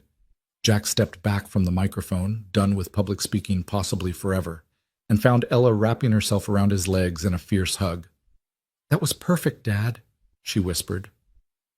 Ryder approached the microphone next, and the crowd quieted. He stood there for a moment, this big weathered biker with his gray beard and leather cut, looking out at 500 people with an expression Jack couldn't quite read. "I'm not good at this either," Ryder said finally. "But Jack said something I want to make sure everyone understands. We didn't help this town to prove anything or change anyone's mind about motorcycle clubs. We help because that's what you do when people need it. That's what Marines do, what soldiers do, what decent humans do, regardless of what they wear or what label society puts on them." He paused, his hands gripping the podium edges. "For 24 years I wore a uniform and served this country," Ryder continued. "I was respected, honored, thanked for my service. Then I took off that uniform and put on this cut, and suddenly I was dangerous. A criminal. Someone to be feared and avoided, but I'm the same man. Same values, same commitment to service, Same desire to make a difference. The only thing that changed was the clothing. The gym was absolutely silent now, everyone hanging on his words. "We're called an outlaw motorcycle club," Ryder said. That word outlaw carries weight, implies things. But here's what it really means. We're outside the mainstream. We don't fit the mold of acceptable society. We're the veterans who came home broken and couldn't figure out how to be normal. We're the guys who tried to fit in and failed, who found brotherhood on the road because we couldn't find it anywhere else. We're outlaws because society made us outlaws by deciding we didn't fit. Dus Mossasumt. Brick stepped forward to stand beside Ryder, then Tommy, then Carlos, then all the other bikers until they stood in a line across the stage, a wall of leather and brotherhood and shared purpose. "We don't need your approval," Ryder said, and there was steel in his voice now. "We don't need certificates or commendations or acceptance. We know who we are. We know our worth. But what we need, what every veteran needs, what every person who doesn't fit the mold needs, is the chance to be seen as human, to have our actions judged instead of our appearance, to be given the same respect and dignity you'd give anyone else." He looked directly at the cameras filming this. "So here's what I want people to take from this. The next time you see a biker or a veteran struggling with PTSD or anyone who looks different or lives different than you, don't decide who they are based on fear or stereotypes or what you've been told. Ask their name. Listen to their story. Give them the same chance you'd want for yourself. That's not political. That's not controversial. That's just basic human decency." The applause started slowly but built to a roar that shook the gym. People were on their feet, cheering, some crying, others just clapping until their hands hurt. Mrs. Henderson was sobbing in her son's arms. Charlie Preston had his arm around his wife, both of them smiling through tears. Even some of the reporters looked moved, their professional detachment cracking. Governor Mitchell looked like he'd been hit with something unexpected. Whatever speech he'd planned to give after the presentations, whatever political message he'd wanted to convey, it had been rendered irrelevant by two veterans telling simple truth. He recovered quickly, politician that he was, and moved back to the microphone. "Thank you both for those powerful words," Mitchell said. "Pennsylvania is proud to honor you and all the veterans and volunteers who've made this recovery possible. Let us continue working together to rebuild not just buildings, but the bridges between us." The ceremony continued with more speeches and presentations, but Jack had stopped paying attention. He was focused on Ella, on making sure she was okay with all the noise and crowds. She seemed fine, actually, fascinated by everything, watching the proceedings with intense interest. When it finally ended and they were allowed to leave the stage, Jack was mobbed by well-wishers and reporters and people wanting to shake his hand. Ryder faced the same treatment, both of them trying to politely extract themselves from the crowd. It took nearly 30 minutes to make it to the exit, and by then Jack's face hurt from forcing smiles and his hand was sore from shaking. They emerged into afternoon sunlight to find a surprise waiting. A group of maybe 20 people stood across from the school holding signs. For a moment, Jack's heart sank, thinking these were the protesters Reynolds had mentioned. But as his eyes adjusted to the light, he read the signs and realized these weren't protesters. They were supporters. "Thank you for your service, all of it. Real heroes wear leather. Millbrook loves our bikers. Veterans supporting veterans." An older man stepped forward from the group, and Jack recognized him as Henry Crawford, a Vietnam vet who ran the VFW post, and who Jack had always respected. Henry snapped a sharp salute toward Ryder and the other bikers. "Wanted you boys to know," Henry said, his voice carrying the rasp of age and too many cigarettes, "that not everyone forgot what service means. You're welcome at the VFW anytime, any of you. Doesn't matter what you wear. If you served, you're one of ours." Ryder returned the salute, his face working with emotion. "That means more than you know, sir." "Enough with the sir," Henry said with a slight smile. "I work for a living. Name's Henry, and these are my brothers from the post. We wanted to make sure you knew you had support beyond the photo ops and politicians." More veterans emerged from the group, men and women of various ages and conflicts, all wearing VFW or American Legion caps, all approaching to shake hands and exchange the kind of recognition that only came between people who'd served. It was a moment of connection that felt more real than anything that had happened inside the gym. Sarah appeared beside Jack, Ella's hand in hers. Seeing them together, mother and daughter, sent complicated emotions through Jack's chest. Sarah had been present for the last 2 days, had worked without complaint, had shown up consistently. But 2 days didn't erase 2 years, and Jack found himself watching her interactions with Ella with the same wariness he might watch a suspicious engine part. "That was a beautiful speech," Sarah said quietly. "You've always been good at saying what needs to be said." "Yeah, well," Jack replied, not quite ready to accept compliments from her. "Someone needed to say it." "I'm glad it was you." Sarah looked at him directly. "I'm glad Ella has you as her father. You're teaching her to be brave and kind and to see people for who they really are. That's a gift I never gave her." "You could start now," Jack said, because despite everything, despite the hurt and anger and betrayal, he wanted Ella to have a mother who actually showed up. "I'm trying," Sarah said. "I know it's not enough. No, it doesn't make up for anything. But I'm trying to be here, to be present, to be the person I should have been all along." Before Jack could respond, Ella tugged on both their hands. "Can we go back to the shop? I want to draw more pictures." "Sure, baby," Jack said. "Let's go home." They walked back through town together, Jack, Ella, and Sarah, an incomplete family trying to figure out if they could become complete again. Ryder and the bikers split off to return to work sites, the ceremony already forgotten in favor of the actual labor that needed doing. The media vans began packing up, the story captured and ready to be broadcast, their interest in Millbrook already waning as new stories demanded attention. The shop was exactly as they'd left it, damaged but standing, a symbol of survival that felt appropriate. Jack unlocked the door and let Ella run inside, then turned to find Sarah hesitating on the threshold. "You can come in," Jack said. "It's not forgiveness, but it's not rejection either. It's just possibility." Sarah's eyes filled with tears. "That's more than I deserve." "Probably," Jack agreed. "But Ella deserves a chance at having a mother, and I'm willing to let you try to be that if you're serious about staying." "I'm serious," Sarah said. "I'm not going back to California. I gave notice at my job, broke my lease. I'm staying in Pennsylvania, staying close. Even if you never forgive me, even if Ella never wants a relationship with me, I'm staying. Because running away from my responsibilities didn't make them disappear. It just made me a coward." Jack studied her face, looking for signs of deception or temporary resolve that would crumble at the first difficulty. But what he saw looked genuine. Determination mixed with regret, hope tempered by realistic understanding that words meant nothing without sustained action. "Okay," Jack said finally. "You can stay. But you earn your way back into Ella's life, understand? You don't get to be mom again just because you showed up. You have to prove you're staying, prove you're reliable, prove you're the parent she deserves." "I understand," Sarah agreed immediately. "Whatever it takes, however long it takes." They went inside together, and Jack felt like he was stepping into some parallel universe where the impossible became possible. His ex-wife helping him sort through shop debris, his daughter drawing pictures at his desk, her feet swinging because they didn't quite reach the floor.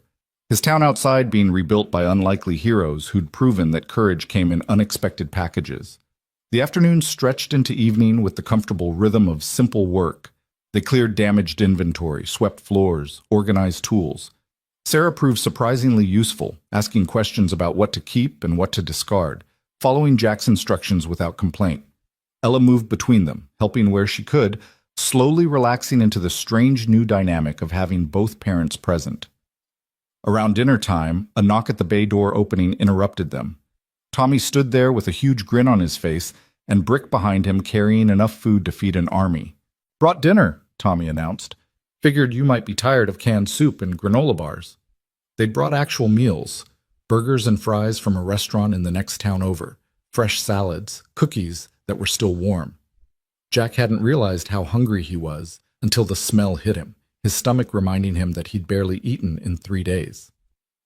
They spread the food out on Jack's desk, and what followed was one of the strangest dinners Jack had ever experienced. 2 bikers, his daughter, his ex-wife, and himself, sitting around eating burgers and talking about nothing important. Tommy told stories about his college classes, making Ella laugh with descriptions of his professors. Brick talked about his metalworking business, explaining how he'd learned to weld in the Navy. Sarah asked questions and listened to answers, and slowly the tension in the room transformed into something almost comfortable. "Can I ask you something?" Ella said to Tommy during a lull in conversation. "Why did you join the Hells Angels? I mean, you're in college. You could be anything." Tommy's smile faded slightly, and he exchanged a glance with Brick. "That's a complicated question, Miss Ella. You sure you want a real answer?" "I asked, didn't I?" Ella replied with the directness of children who hadn't learned yet to avoid difficult topics. "Fair enough," Tommy said. He set down his burger and thought for a moment. "I joined because I needed to belong somewhere. My dad was a Marine, died in Afghanistan when I was 8. I grew up hearing stories about him, about the brotherhood he had with his unit, about how those guys were more than friends, they were family. And I wanted that. Wanted to be part of something bigger than myself, wanted brothers who'd have my back no matter what." "Why not join the Marines like your dad?" Ella asked. "Tried," Tommy admitted. "Medical discharge during basic. Turns out I've got asthma that manifests under stress. So there went my chance at following in my dad's footsteps. I was lost, angry, didn't know who I was supposed to be if I couldn't be a Marine. And then I met Ryder at a VA support group. He saw what I was going through and offered me a different kind of brotherhood. The club gave me purpose, gave me brothers, gave me a way to honor my dad's memory even if I couldn't serve the same way he did." Ella absorbed this with the serious consideration she brought to important things. "So the Hells Angels is like your family?" "Exactly like that," Tommy confirmed. "We look out for each other. We show up when someone needs help. We've got each other's backs. That's what family does, right?" "Right," Ella agreed. She looked at Sarah pointedly. "Real family shows up." The awkward silence that followed made it clear everyone understood the subtext. Sarah's face went pale, but to her credit, she didn't deflect or make excuses. "You're absolutely right," Sarah said quietly. "Real family shows up, and I didn't. I'm sorry for that, Ella. More sorry than I know how to say." "Then stop saying and start doing," Ella replied with devastating simplicity. Tommy coughed to cover what might have been a laugh. "Your kid doesn't pull punches, Jack."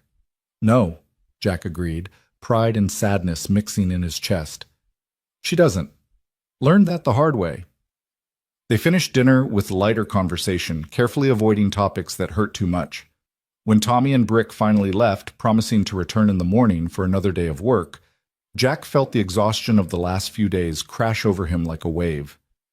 "Ella needs a proper bed," Sarah said, reading his tiredness. "And so do you. I booked a hotel room in the next town. Why don't you both come stay there tonight? Clean sheets, hot showers, actual beds instead of a couch and desk chair."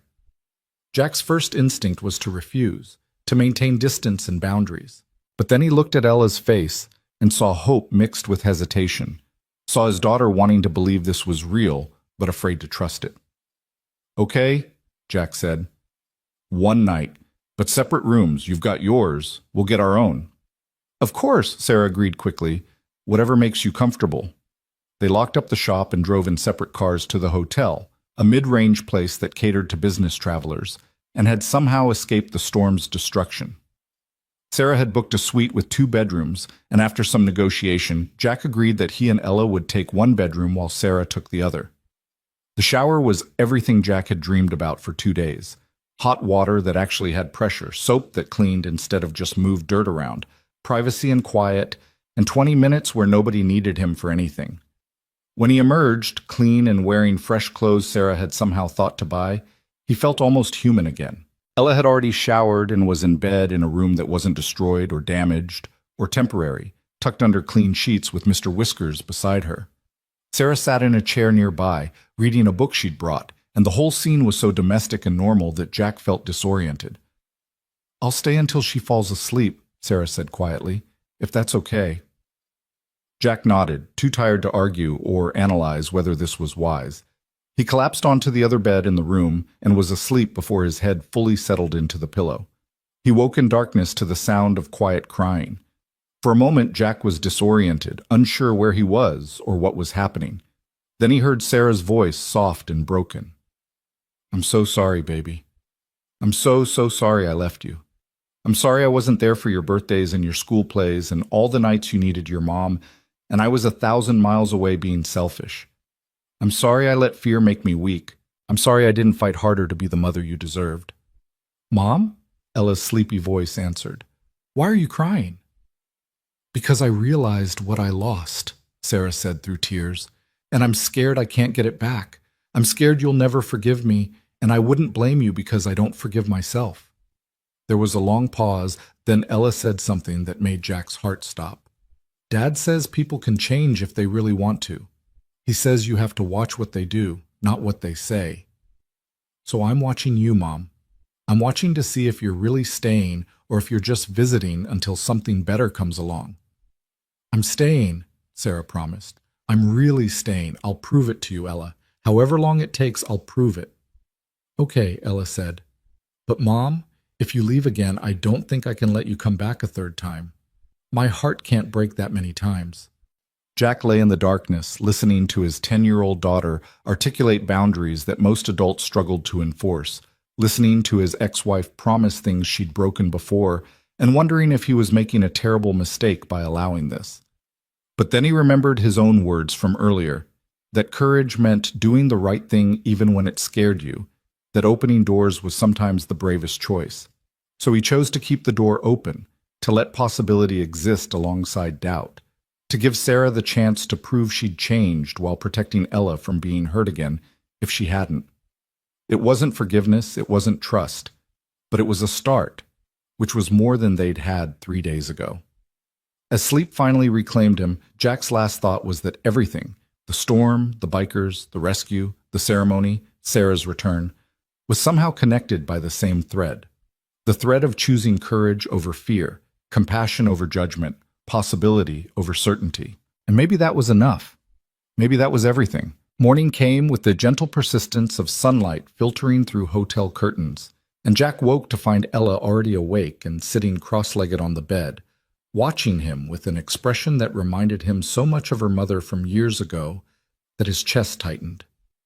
Sarah was gone from the chair she'd occupied the night before, but Jack could hear the shower running in the other room. "You okay, baby?" Jack asked, his voice rough with sleep. "I'm thinking," Ella replied, which was never a simple statement with her. "Dad, do you think Mom really means it this time, about staying?" Jack sat up and pulled his daughter close, buying time to figure out how to answer honestly without either giving false hope or crushing the tentative connection forming between Ella and Sarah. "I think she believes she means it," he said carefully, "and I think she's trying. But the real answer is we won't know for sure until enough time passes that we can see the pattern, you know? 1 week doesn't prove anything. 1 month starts to mean something. 6 months, a year, that's when you really know. So I have to wait a whole year to know if my mom actually wants me." Ella's voice was small, hurt, in a way that made Jack want to track down every moment of pain his daughter had experienced and somehow undo them all. "No, sweetheart. She wants you. I can see that. What we're waiting to find out is if she can be the person she wants to be. If she can follow through on what she's promising. Those are different things." Jack tilted Ella's chin up so she was looking at him. "But here's what I know for absolute certain. No matter what happens with your mom, you've got me. Always. That's not a promise that needs proving because it's already been proven every single day for 10 years. Ella threw her arms around his neck. "I know, Dad. You're the best." They dressed and emerged from the bedroom to find Sarah had ordered room service breakfast. Pancakes and eggs and fresh fruit arranged on a table by the window. She looked nervous, uncertain, like someone who'd made a grand gesture but wasn't sure if it would be received well. "I hope this is okay," Sarah said. I remembered that Ella likes pancakes with strawberries, but I wasn't sure if that was still true or if— "It's perfect, Mom," Ella interrupted, and the simple use of that word, Mom, made Sarah's eyes fill with tears. She blinked away quickly. They ate breakfast with the kind of careful politeness of people still learning how to be around each other, making small talk about the weather and the recovery effort and anything that didn't require emotional vulnerability. But beneath the surface pleasantries, Jack could feel something shifting, some possibility taking shape that hadn't existed a week ago. His phone rang as they were finishing, Ryder's name on the screen. "Jack, you need to get back to town," Ryder said without preamble. Something's happened. Not bad, just you need to see it. 20 minutes later, they pulled into Millbrook to find Main Street transformed yet again. Overnight, someone had erected a new sign at the town's entrance, professional quality, beautifully designed with lettering that caught the morning sun. It read, "Welcome to Millbrook, where courage opens doors, population 3,047, thank you to all who serve." But that wasn't what had Ryder's voice sounding strange on the phone. What had done that was the scene unfolding in front of Jack's damaged shop. At least 50 motorcycles were parked in formation in the street, not just Hell's Angels, but bikes bearing patches from a dozen different clubs. Iron Order, Mongols, Outlaws, Banditos, independent riders with no club affiliation at all. Clubs that normally didn't mix, that had histories of rivalry and territoriality, all gathered together in what should have been impossible. And they were working. Some were unloading building materials from a convoy of trucks. Others were already starting repairs on Jack's bay doors, working with the kind of coordinated efficiency that spoke of skilled tradesmen who knew exactly what they were doing. Still more were fanning out to other damaged buildings, tools in hand, ready to help wherever needed. Ryder stood in the center of it all, directing traffic and coordination with Major Reynolds, who looked simultaneously impressed and slightly overwhelmed by the logistics of incorporating this many additional volunteers into an already complex recovery effort. "What is all this?" Jack asked as he approached, Ella's hand tight in his. "Word spread," Ryder explained, his voice carrying something that might have been pride or might have been disbelief. "About what happened here, about how this town treated us with respect after initial fear, about the work we've been doing. Clubs all over the eastern seaboard heard about it, and they wanted in, wanted to be part of something that was changing the narrative about who we are." A massive biker with a gray beard and an outlaw's cut approached, extending his hand to Jack. "Name's Bear. Heard you were the Marine who started all this by opening a door. Figured we owed you some help finishing what you started." "I didn't start anything," Jack protested. You treated brothers with respect when everyone else treated them like threats," Bear interrupted. "That matters. That means everything. So we're here to help rebuild and to show this town, and any other town watching, that motorcycle clubs aren't the enemy. We're veterans and workers and fathers and sons, same as anyone else." More bikers approached, each introducing themselves, each expressing some version of the same sentiment. They'd come from Pittsburgh and Cleveland and Philadelphia, from Baltimore and D.C., and as far away as Boston. They'd taken time off work, made arrangements with families, ridden hundreds of miles because a story about a small town in Pennsylvania had touched something in them that needed touching. Jack felt overwhelmed by the magnitude of it, by the realization that his simple decision to open a door had somehow cascaded into something far larger than he'd ever imagined possible. This wasn't just about Millbrook anymore. It was about changing perceptions, challenging stereotypes, proving that compassion and courage could bridge divides that seemed unbridgeable. "Where do you need us?" Jack asked Ryder, because standing around feeling overwhelmed wasn't going to rebuild anything. "Your shop first," Ryder said firmly. "You're the reason any of us are here. We take care of you first, then fan out to the rest of the town." What followed was the most productive day of the entire recovery effort. With over 50 skilled workers focused on Jack's shop, the repairs that should have taken weeks were completed in hours. New bay doors were installed, better quality than the originals, donated by a construction company whose owner was himself a veteran. The roof was patched and reinforced. Windows were replaced. Broken equipment was repaired or replaced with donated items. By noon, Hale's automotive repair looked better than it had before the storm. "I can't accept all this," Jack protested to Ryder as they stood looking at the transformed building. "This is too much. I can't repay." "Nobody's asking you to repay anything," Ryder interrupted. "This is what brothers do. We take care of each other. You took care of us when we needed it. Now we're returning the favor. That's how this works." Ella had been watching the work with fascination all morning, and now she approached one of the bikers, a younger man with an Iron Order patch who'd been particularly patient in explaining what he was doing. "Can I help?" she asked. "I'm good at holding tools." The biker, whose name was Marcus, smiled and handed her a wrench. "Think you can keep this safe for me while I work up on this ladder?" Ella nodded seriously, clutching the wrench like it was a sacred responsibility. And for the next hour, she was Marcus's official tool holder, handing him whatever he needed and asking endless questions about how things worked.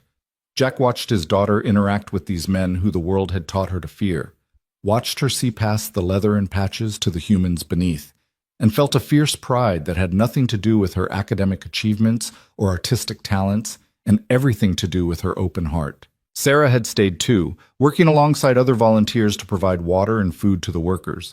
Jack watched her from a distance, watched how she interacted with Ella during breaks. Not pushing, not demanding, just being present and consistent. It wasn't redemption, not yet, but it was the patient work that might someday lead there. By mid-afternoon, the shop was complete and the motorcycle crews were dispersing to other sites throughout town. The efficiency was remarkable. What would have taken weeks with normal recovery efforts was being accomplished in days because of the sheer number of skilled volunteers who'd descended on Millbrook. Buildings were being repaired, debris was being cleared, infrastructure was being restored. And everywhere the bikers worked, attitudes were shifting. Jack watched Mrs. Henderson bring lemonade to a crew of Mongols working on her antique shop, watched her chat with them like old friends. He saw Charlie Preston showing Bear around his hardware store, the two of them discussing inventory and business challenges like colleagues. He observed Pastor Williams blessing a group of banditos who'd repaired the church sanctuary, tears streaming down the pastor's face as he thanked men he'd have crossed the street to avoid a week ago. The transformation wasn't just physical, buildings being rebuilt, roads being cleared. It was deeper than that, more fundamental. Millbrook was being rebuilt in more ways than one, and the foundation being laid was stronger than what had existed before the storm. Sheriff Morrison found Jack around 4 o'clock, his weathered face showing something that might have been wonder. "Never seen anything like this in 40 years of law enforcement," Morrison admitted. "Got motorcycle clubs from 5 different organizations working side by side. No fights, no territorial disputes, just pure cooperation. Got townspeople who were ready to call in the National Guard a week ago now, bringing food and drinks to the same bikers they wanted arrested. It's like watching every assumption I ever had get turned upside down." "Maybe those assumptions needed turning," Jack suggested. "Maybe they did," Morrison agreed. "You know what the amazing thing is? Crime in Millbrook is down to 0 this week.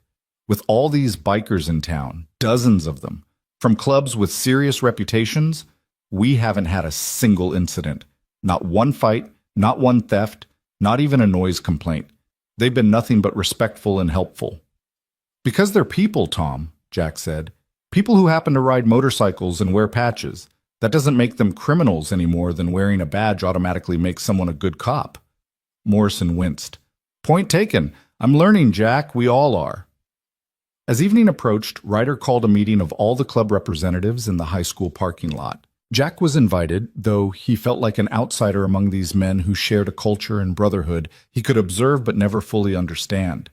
At least 50 bikers gathered in a loose circle, their different patches representing different clubs, different regions, different histories, but united in this moment by common purpose. "Brothers," Ryder began, his voice carrying easily in the quiet evening air, "we've done something remarkable here this week. We've shown this town and this country that motorcycle clubs aren't what the media portrays. We're not criminal enterprises or violent gangs. We're veterans and workers and fathers. We're brothers who look out for each other and who step up when communities need help." Murmurs of agreement rippled through the gathering. "But more than that," Ryder continued, "we've shown ourselves what we're capable of when we work together. Hell's Angels and outlaws working side by side. Mongols and banditos coordinating repairs. Independent clubs and major organizations all pulling in the same direction. When's the last time that happened?" "Never," someone called out. "Never happened before." "Exactly," Ryder said. "Never happened before. But it happened here because one Marine reminded us who we really are beneath the colors. Because a little girl gave us blankets when we were cold and saw angels instead of devils. Because a town learned to look past fear and see humans. And because all of you showed up to be part of something bigger than yourselves." Bear stepped forward, his massive frame commanding attention. "Ryder's right. We've proven something important here, to the world and to ourselves." Question is, what do we do with it? Do we go back to our territories and our rivalries and our isolation? Or do we take this moment and build something lasting? What are you proposing? Asked a biker with a Mongol's patch. A coalition, Bear replied. Nothing formal, nothing that compromises club independence or traditions, but a network. A way for clubs to coordinate when communities need help, to present a united front when the media tries to paint us as villains, to support each other instead of fighting each other. The silence that followed was heavy with consideration. Jack could see the internal calculations happening, weighing tradition against innovation, autonomy against cooperation, the way things had always been against the possibility of something new. Tommy spoke up, his young voice carrying unexpected authority. My dad died in Afghanistan serving this country. I tried to follow in his footsteps and couldn't because my body wouldn't let me. The club gave me a different way to serve, a different way to be part of something that matters.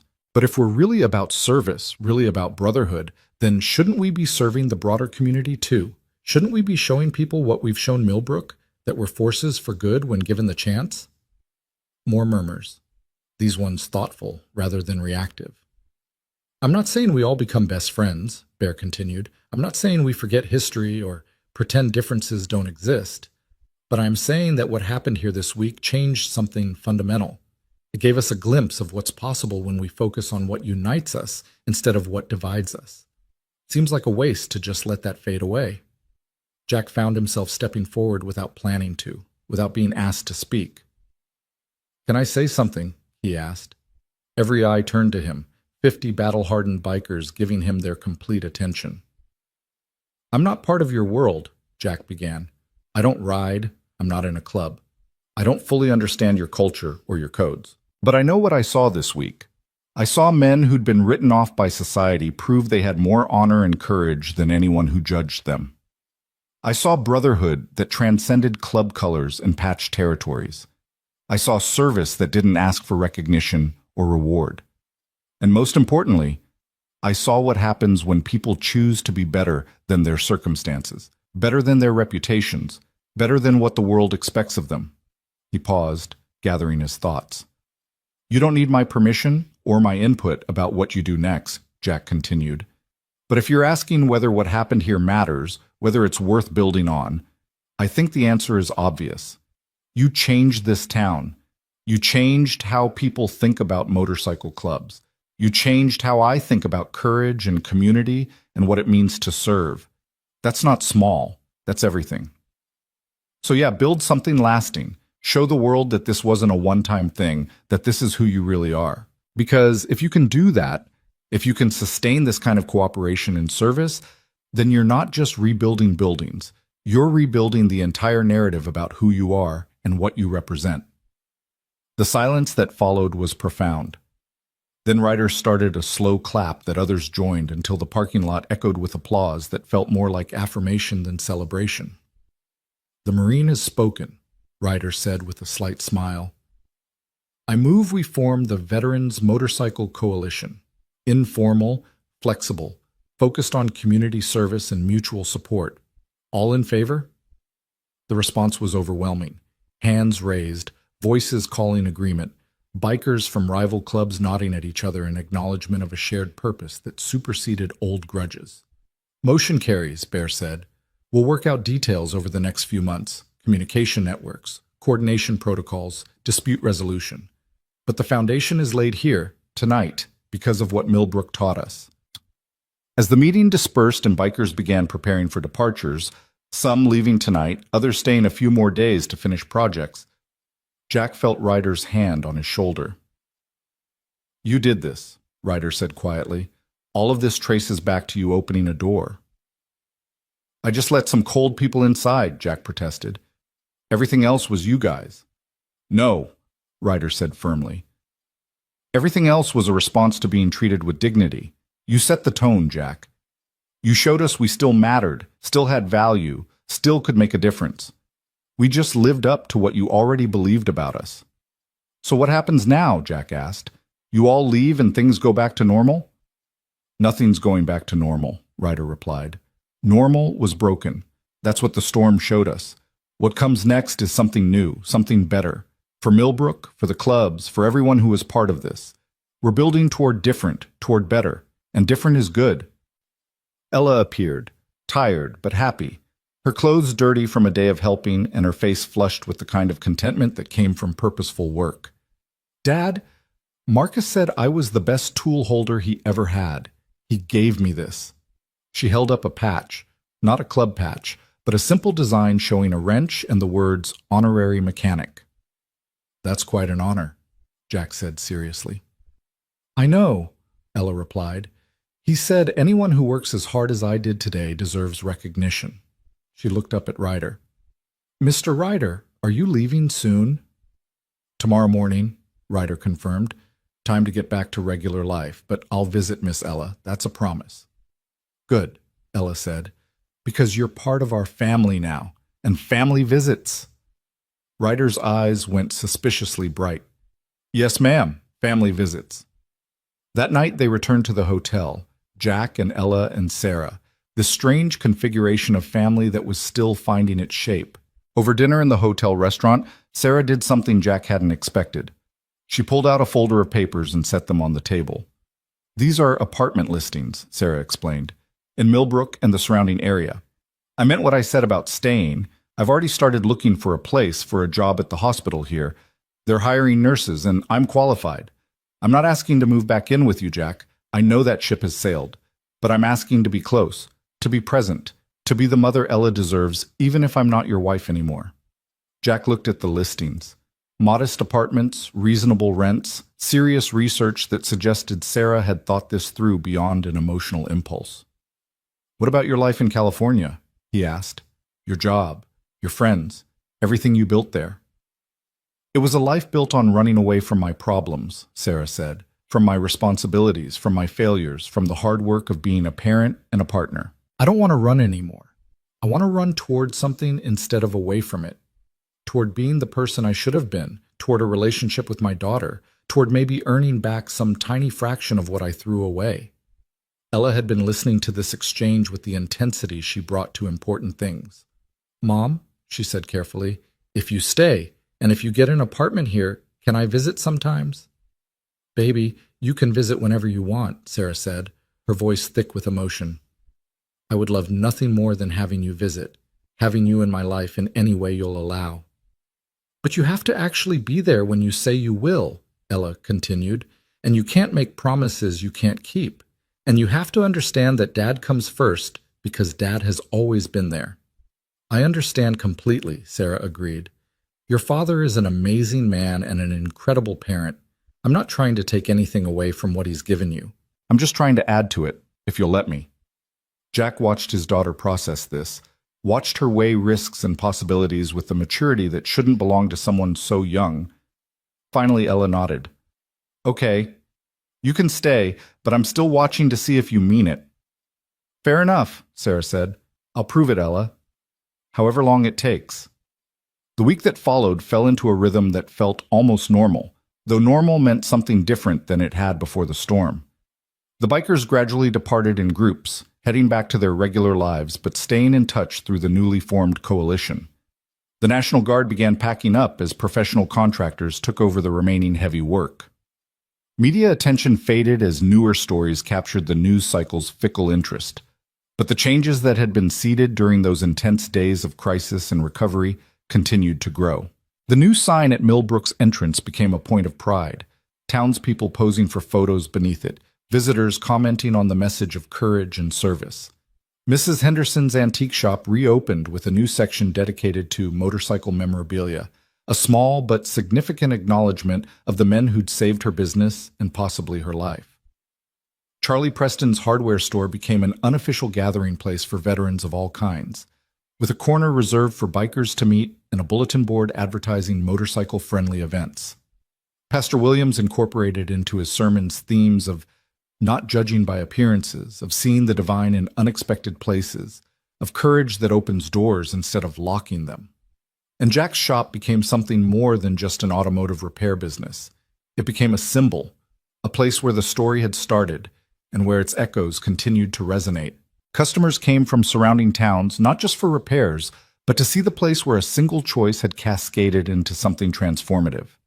Jack found himself telling the story over and over, always emphasizing that he hadn't done anything special, that he'd just made the choice anyone should make when faced with people in need. Sarah found an apartment 3 blocks from Jack's shop, small but clean, and close enough for Ella to bike over after school if she wanted. She started work at Millbrook General Hospital, proving competent and reliable in ways that slowly, carefully, began rebuilding trust. She didn't push for more time with Ella than their daughter was ready for, didn't make demands or try to rush the healing process. She just showed up, consistently, day after day, proving through sustained action what words could never convey. And slowly, tentatively, Ella began to open up. First, it was just short visits after school, an hour of homework help, a shared snack, carefully supervised by Jack from a distance. Then it became occasional dinners, then weekend afternoons, then the gradual rebuilding of a mother-daughter relationship that had been shattered but might, with enough care and time, be made whole in a different form. Jack watched this unfold with mixed emotions. Relief that Ella was getting something she needed, fear that Sarah would revert to old patterns and break their daughter's heart again, cautious hope that maybe, just maybe, people really could change when they committed to the hard work of becoming better than they'd been. 3 weeks after the storm, Jack was working on a transmission replacement when a familiar rumble made him look up. A single Harley pulled into his lot, and Ryder dismounted with the easy grace of someone who lived on 2 wheels. "Couldn't stay away," Ryder said with a grin. "Had to see how things were progressing." "Progressing well," Jack replied, wiping grease from his hands. "Town's about 70% rebuilt. Everyone who lost homes has temporary housing. Businesses are reopening. Life's returning to something like normal." "And you?" Ryder asked. "How are you doing with all the attention and the changed circumstances?" Jack considered the question. "Honestly, I'm ready for the attention to fade. I'm not built for being a symbol or an example. I just want to fix cars and raise my kid and live a quiet life." "Think they'll let you?" Ryder asked. "Don't think I'm giving them a choice," Jack replied. "The story's been told. The lesson's been learned, at least by the people who are ready to learn it. What happens next is up to everyone else. I'm just going back to being Jack Hale, mechanic." "Fair enough," Ryder said. "But you should know, the coalition is working. We've already coordinated 2 other community service projects, one in Pittsburgh and one in Cleveland. Clubs that haven't worked together in decades are finding common ground. Veterans who felt lost are finding purpose." "You started something, brother. Whether you want the credit or not, that's the truth." "Then I'm glad," Jack said sincerely. "Glad something good came from all this chaos." Ella burst out of the shop office where she'd been doing homework, her face lighting up when she saw Ryder. "Mr. Ryder, you came back." "Told you I would," Ryder replied, accepting her enthusiastic hug. "Family visits, remember?" "Are you staying for dinner?" Ella asked hopefully. "Mom's cooking tonight at her new apartment. She's not very good at it yet, but she's trying really hard." The invitation extended naturally, and somehow Jack found himself sitting around Sarah's small dining table that evening with Ella, Ryder, and his ex-wife, eating slightly overcooked pasta and talking about everything and nothing. It was surreal and comfortable simultaneously, this gathering of people whose lives had been rearranged by a storm and the choices that followed. "Can I ask you something?" Sarah said to Ryder during a lull in conversation. "What made you come back? After that first night, after you all left? What made you decide to return with all those other bikers?" Ryder set down his fork and thought for a moment. "Couple of reasons," he said finally. "First, because Jack opened a door when everyone else locked theirs, and that kind of courage deserves to be honored. Second, because Tommy told me about Ella bringing blankets, and I realized we'd been given something precious. We'd been seen as human instead of as threats. That needed to be acknowledged." He paused, his expression growing more serious. "But the real reason," Ryder continued, "was because I woke up the morning after the storm and realized I felt something I hadn't felt in years. Purpose. Like I mattered, like what I did made a difference, like I was part of something bigger than just riding and surviving. The club gave me brotherhood, but this town gave me back my sense of service, gave me back the feeling I used to have in the Marines, that what I did mattered beyond just myself. I couldn't walk away from that. None of us could." "So you came back," Sarah said softly. "Even though this town had judged you, even though people had been cruel. You came back anyway. We came back because Jack showed us we were worth coming back for, Ryder replied. Sometimes all it takes is one person believing in you to remind you to believe in yourself. Ella had been listening to this exchange with her characteristic intensity. Mr. Ryder, she said, I'm glad Dad opened the door. I'm glad you came in. I'm glad everything happened the way it did, even the scary parts, because now I know that being brave is more important than being safe. That's a powerful lesson, Ryder said. Hold on to that, Miss Ella. The world's going to try to teach you to be cautious and fearful and to protect yourself above all else. But the real power, the real magic, is in staying open even when it's scary, in giving people chances even when they might disappoint you, in being brave enough to hope. He looked at Sarah as he said this, and Jack saw his ex-wife's eyes fill with tears. She knew Ryder was talking about more than just the storm and the bikers. He was talking about second chances and the courage it took to give them.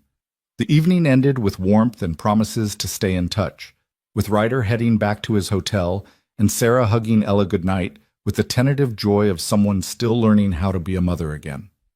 Jack and Ella walked the 3 blocks back to the shop in comfortable silence, their breath visible in the cooling autumn air. Dad, Ella said as they reached the shop, do you think we're going to be okay? All of us? You and me and Mom and everyone? Jack pulled his daughter close. I think we're going to be exactly what we make ourselves into, he said. Nothing in life is guaranteed, baby. Not happiness, not success, not even love. But we get to choose every single day what we're building toward. We can build toward fear or toward courage, toward isolation or toward connection, toward who we've been or toward who we want to become. I want to build toward brave, Ella said decisively, like you did when you opened the door. Then that's what we'll do, Jack promised. We'll build toward brave together.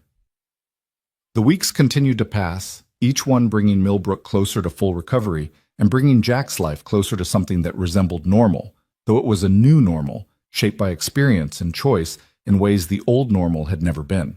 The shop thrived as word spread about the mechanic who'd sheltered the Hells Angels, as people came from surrounding counties for repairs and stayed to hear the story.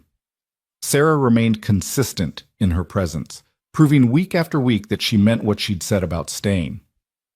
The relationship between mother and daughter thawed gradually, like ice in spring, slowly enough to be frustrating but steadily enough to be real.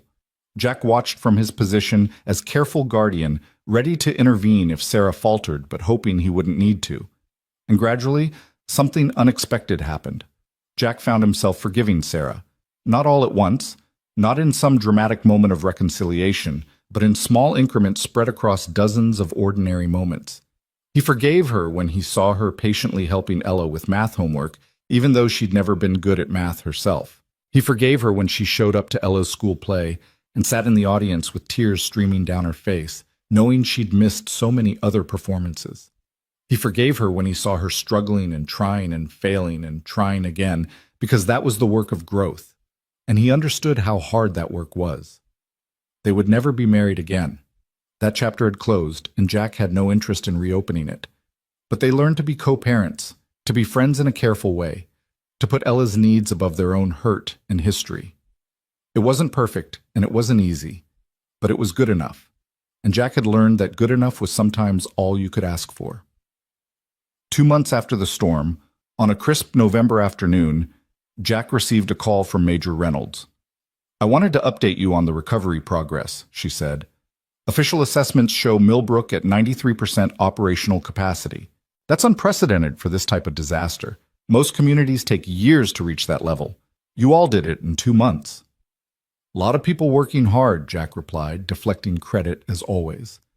Yes, but the catalyst was you, Reynolds insisted. The governor asked me to extend his personal thanks and to let you know that Millbrook is being studied as a model for disaster recovery and community resilience. What happened here? How you all came together, how you overcame prejudices and fears. It's being written into emergency management protocols. That's great, Jack said, meaning it. If something good comes from it beyond just rebuilding buildings, then all the chaos was worth it. There's one more thing, Reynolds added. The Veterans Motorcycle Coalition that formed out of this experience. They've been contacted by FEMA about formalizing their disaster response capabilities. Motorcycle clubs as rapid response volunteers for natural disasters. It's unprecedented, unprecedented. But so was everything else that happened in Millbrook. After the call ended, Jack sat in his office looking at the wall where Ella had hung her drawings. The original picture of the motorcycles with angel wings, plus dozens of others she'd created in the weeks since. Each one showed some aspect of their story, some moment of courage or connection or transformation. Together, they formed a visual narrative of how one storm and one choice had changed everything. His phone buzzed with a text from Ryder. Heading your way next week with some of the crew. Want to do a proper visit, not just work. Thought we could take Ella for her first motorcycle ride if you're okay with it. Let me know. Jack smiled and typed back. She'll love that. See you next week, brother. The word felt natural now. Brother. Ryder had become family in the way that mattered most. Not through blood, but through shared experience and mutual respect, and the kind of bond that forms when people see each other truly and accept what they find. That evening, Jack locked up the shop and walked to Sarah's apartment where Ella was spending the night. A regular occurrence now, no longer fraught with anxiety, but simply part of their routine. Sarah answered the door with flour on her face and Ella laughing in the background about some baking disaster. We're making cookies, Sarah explained unnecessarily. Or trying to. It's not going well. They're going terrible, Ella called cheerfully. But they're going to taste good anyway because we made them together. Jack looked at his ex-wife. This woman who'd broken his heart and left their daughter, and then come back to do the hard work of earning redemption. She looked happy in a way he hadn't seen in years, covered in flour and laughing at her own mistakes, present and real and trying. You're doing good, Jack said quietly. With Ella, with the consistency, with all of it. I wanted you to know that I see it. Sarah's eyes filled with tears. That means more than you know. I'm trying so hard, Jack. Every day I'm trying to be better than I was yesterday. I know, Jack replied. And it shows. Keep it up. He stayed for a cookie, burnt on the edges and underdone in the middle, but made with love and therefore perfect, and listened to Ella tell him about school and friends and the new book she was reading.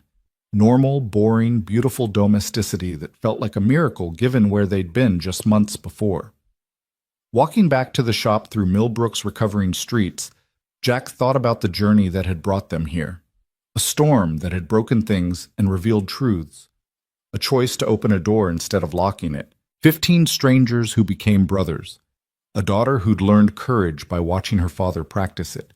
An ex-wife who'd found the strength to come back and face what she'd run from. And a town that had learned the most important lesson of all, that fear serves no one, that courage opens possibilities, that seeing people as human instead of as labels changes everything. The shop was quiet when Jack returned, just the way he liked it. He made his way to the office and pulled out the dog tag he still wore around his neck, the custom one from that leadership workshop so many years ago. The words caught the light as he turned it. Honor before fear. 4 simple words that had guided him through combat and homecoming, through marriage and divorce, through struggle and success. 4 words that had made him open a door during a storm when every rational instinct said to keep it locked. 4 words that had changed his life and the lives of everyone connected to him in ways both large and small. Jack Hale, single dad and Marine veteran, had made a choice on a stormy night. He'd chosen to see people instead of patches, to offer shelter instead of suspicion, to lead with courage instead of fear. And that choice had rippled outward like water from a stone thrown into a still pond, creating waves that spread farther than he could track and changes he could never have predicted. The bikers had gone back to their lives, carrying the memory of being treated with dignity and proving they deserved that dignity through service. The town had learned that its assumptions were wrong and its fears were misplaced, and in learning that had become something better than what it had been. Sarah had found the courage to return and face the consequences of her choices, beginning the long work of rebuilding what she'd broken. And Ella, brave, brilliant, beautiful Ella, had learned that her father's courage wasn't some abstract quality, but a practical choice made moment by moment, that being scared didn't mean you had to be controlled by fear, that opening your heart even when it might get broken was the only way to live fully. In the end, that was the story. Not about a tornado or rescue efforts or motorcycle clubs or political ceremonies. The story was about choice, the daily, moment-by-moment choice between fear and courage, between judgment and understanding, between locked doors and open hearts. Jack Hale had chosen courage.